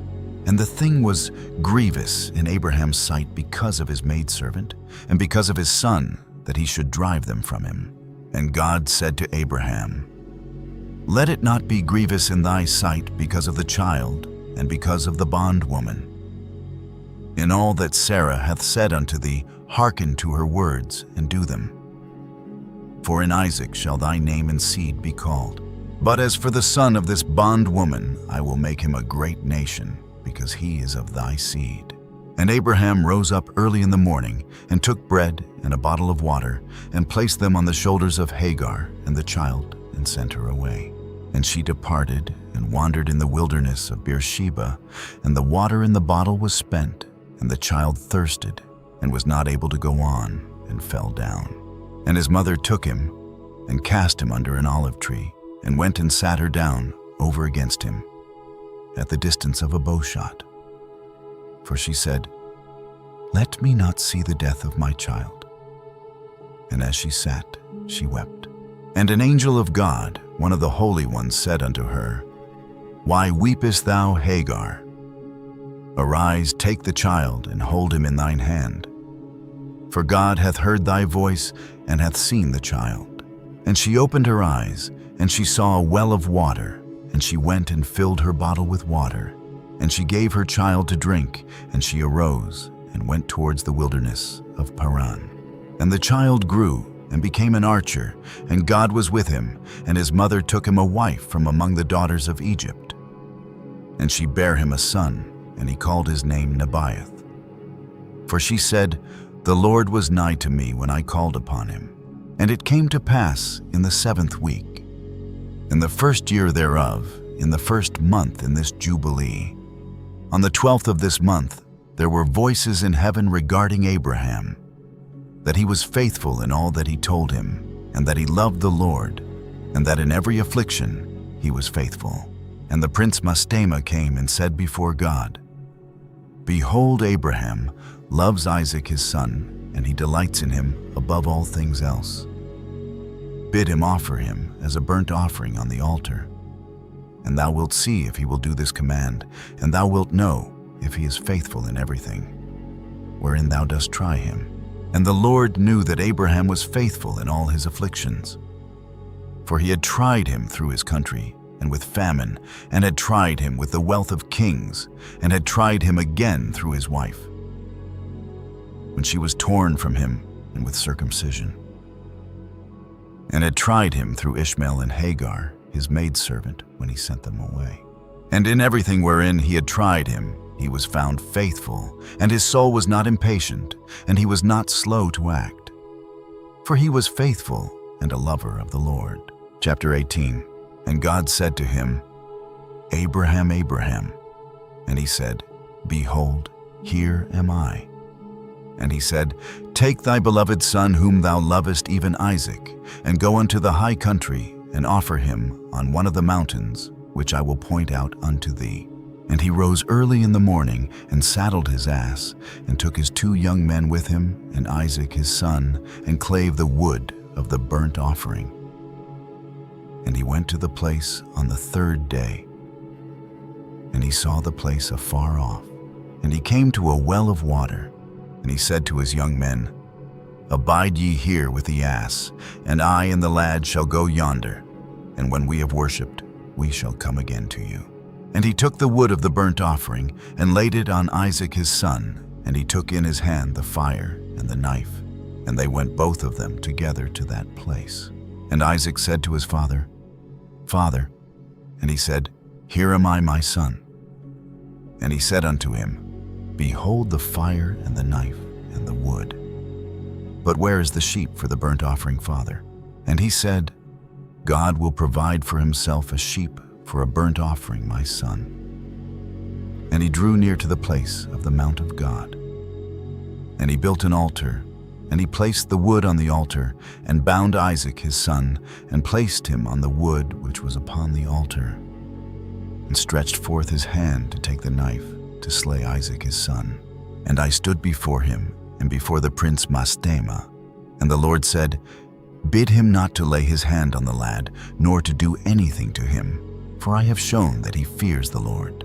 And I called to him from heaven, and said unto him, Abraham, Abraham. And he was terrified, and said, Behold, here am I. And I said unto him, Lay not thy hand upon the lad, neither do thou anything to him. For now I have shown that thou fearest the Lord, and hast not withheld thy son, thy firstborn son, from me. And the prince Mastema was put to shame. And Abraham lifted up his eyes, and looked, and behold, a ram caught by his horns. And Abraham went, and took the ram, and offered it for a burnt offering in the stead of his son. And Abraham called that place, The Lord hath seen. So that it is said in the mount, The Lord hath seen, that is Mount Sion. And the Lord called Abraham by his name a second time from heaven, as he caused us to appear to speak to him in the name of the Lord.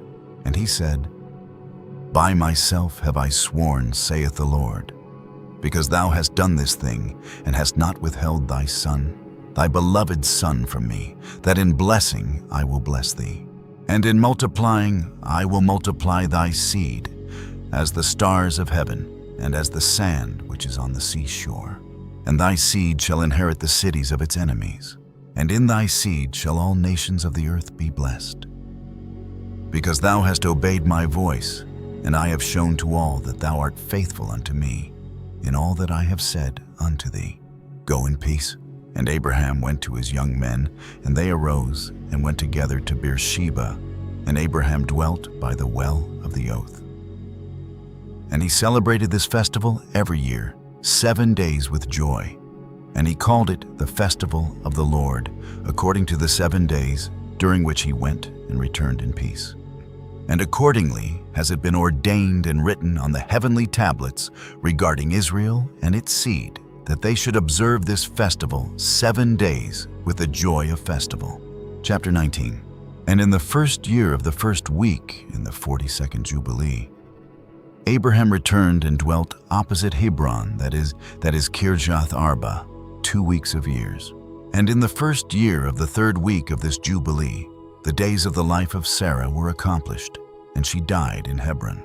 And Abraham went to mourn over her and bury her, and we tried him to see if his spirit were patient, and he were not indignant in the words of his mouth. And he was found patient in this, and was not disturbed. For in patience of spirit he conversed with the children of Heth, to the intent that they should give him a place in which to bury his dead. And the Lord gave him grace before all who saw him.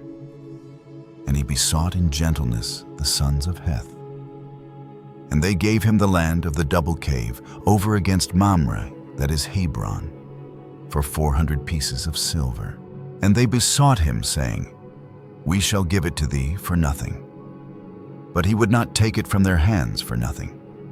For he gave the price of the place, the money in full, and he bowed down before them twice, and after this he buried his dead in the double cave. And all the days of the life of Sarah were 127 years, that is 2 jubilees and 4 weeks, and 1 year. These are the days of the years of the life of Sarah.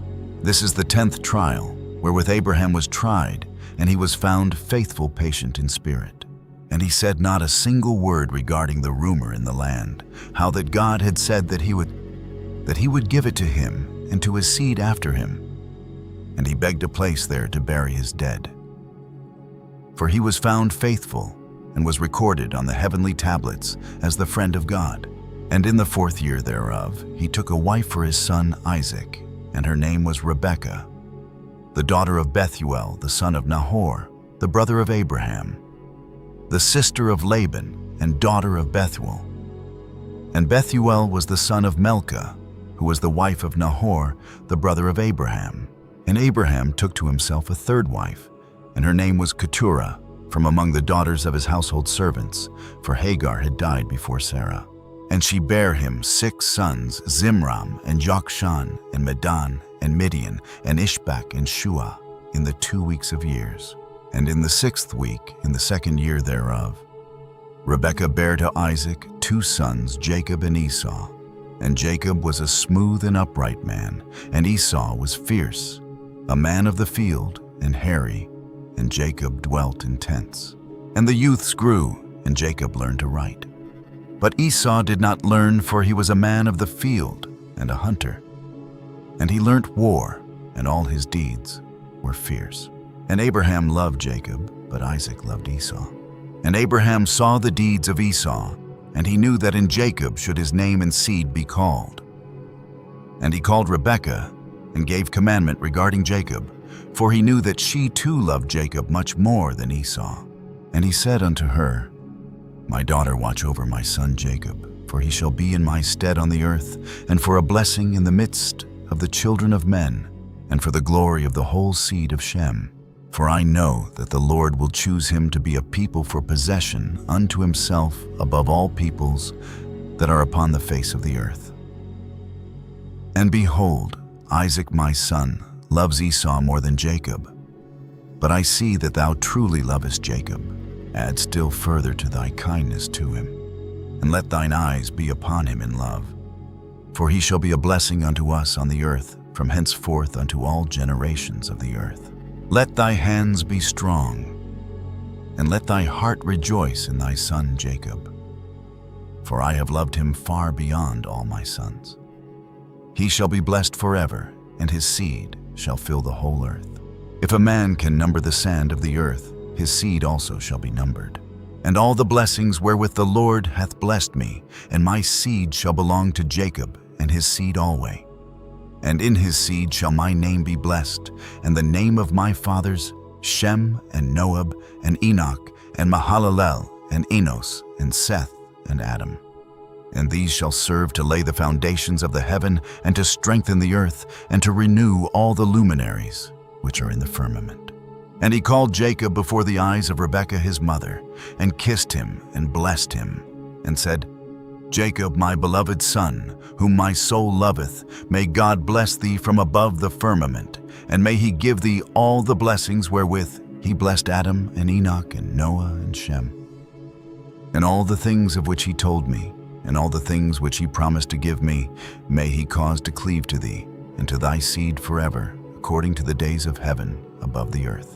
And the spirits of Mastema shall not rule over thee or over thy seed, to turn thee from the Lord who is thy God from henceforth forever. And may the Lord God be a father to thee, and thou the firstborn son, and to the people alway. Go in peace, my son. And they both went forth together from Abraham. And Rebekah loved Jacob with all her heart, and with all her soul, very much more than Esau. But Isaac loved Esau much more than Jacob. Chapter 20. And in the 42nd Jubilee, in the 1st year of the 7th week, Abraham called Ishmael and his 12 sons, and Isaac and his 2 sons, and the 6 sons of Keturah and their sons. And he commanded them that they should observe the way of the Lord, that they should work righteousness and love each his neighbor, and act on this manner amongst all men, that they should each so walk with regard to them as to do judgment and righteousness on the earth, that they should circumcise their sons according to the covenant which he had made with them, and not deviate to the right hand or the left of all the paths which the Lord had commanded us, and that we should keep ourselves from all fornication and uncleanness, and renounce from amongst us all fornication and uncleanness. And if any woman or maid commit fornication amongst you, burn her with fire, and let them not commit fornication with her after their eyes and their heart. And let them not take to themselves wives from the daughters of Canaan, for the seed of Canaan will be rooted out of the land. And he told them of the judgment of the giants, and the judgment of the Sodomites, how they had been judged on account of their wickedness, and had died on account of their fornication and uncleanness and mutual corruption through fornication. and guard yourselves from all fornication and uncleanness, and from all pollution of sin. Lest ye make our name a curse, and your whole life a hissing, and all your sons to be destroyed by the sword. And ye become accursed like Sodom, and all your remnant as the sons of Gomorrah. I implore you, my sons, love the God of heaven, and cleave ye to all his commandments. And walk not after their idols, and after their uncleannesses, and make not for yourselves molten or graven gods. For they are vanity, and there is no spirit in them. For they are work of men's hands, and all who trust in them trust in nothing. Serve them not, nor worship them, but serve ye the Most High God, and worship him continually, and hope for his countenance always, and work uprightness and righteousness before him, that he may have pleasure in you, and grant you his mercy, and send rain upon you morning and evening. And bless all your works which ye have wrought upon the earth, and bless thy bread and thy water. And bless the fruit of thy womb, and the fruit of thy land, and the herds of thy cattle, and the flocks of thy sheep. And ye will be for a blessing on the earth. And all nations of the earth will desire you, and bless your sons in my name, that they may be blessed as I am. And he gave to Ishmael, and to his sons, and to the sons of Keturah gifts, and sent them away from Isaac his son. And he gave everything to Isaac his son. And Ishmael and his sons, and the sons of Keturah, and their sons, went together, and dwelt from Paran to the entering in of Babylon, in all the land which is towards the east, facing the desert. And these mingled with each other, and their name was called Arabs and Ishmaelites. So, when Abraham called his sons and grandsons to him in chapter 20 to warn them to stay away from the impurity of idols and to divide his possessions among them, this was not merely the final instruction of an old father before closing his eyes in death. It was the summary of victory from a warrior who had reached the end of his road. But to gain that calmness and authority on the day he divided the inheritance Abraham had to pass through the most brutal final battle with the devil Mastema. If you only read the traditional Bible, the event in which God asks Abraham to kill his son Isaac as a sacrifice may seem extremely unreasonable and cruel.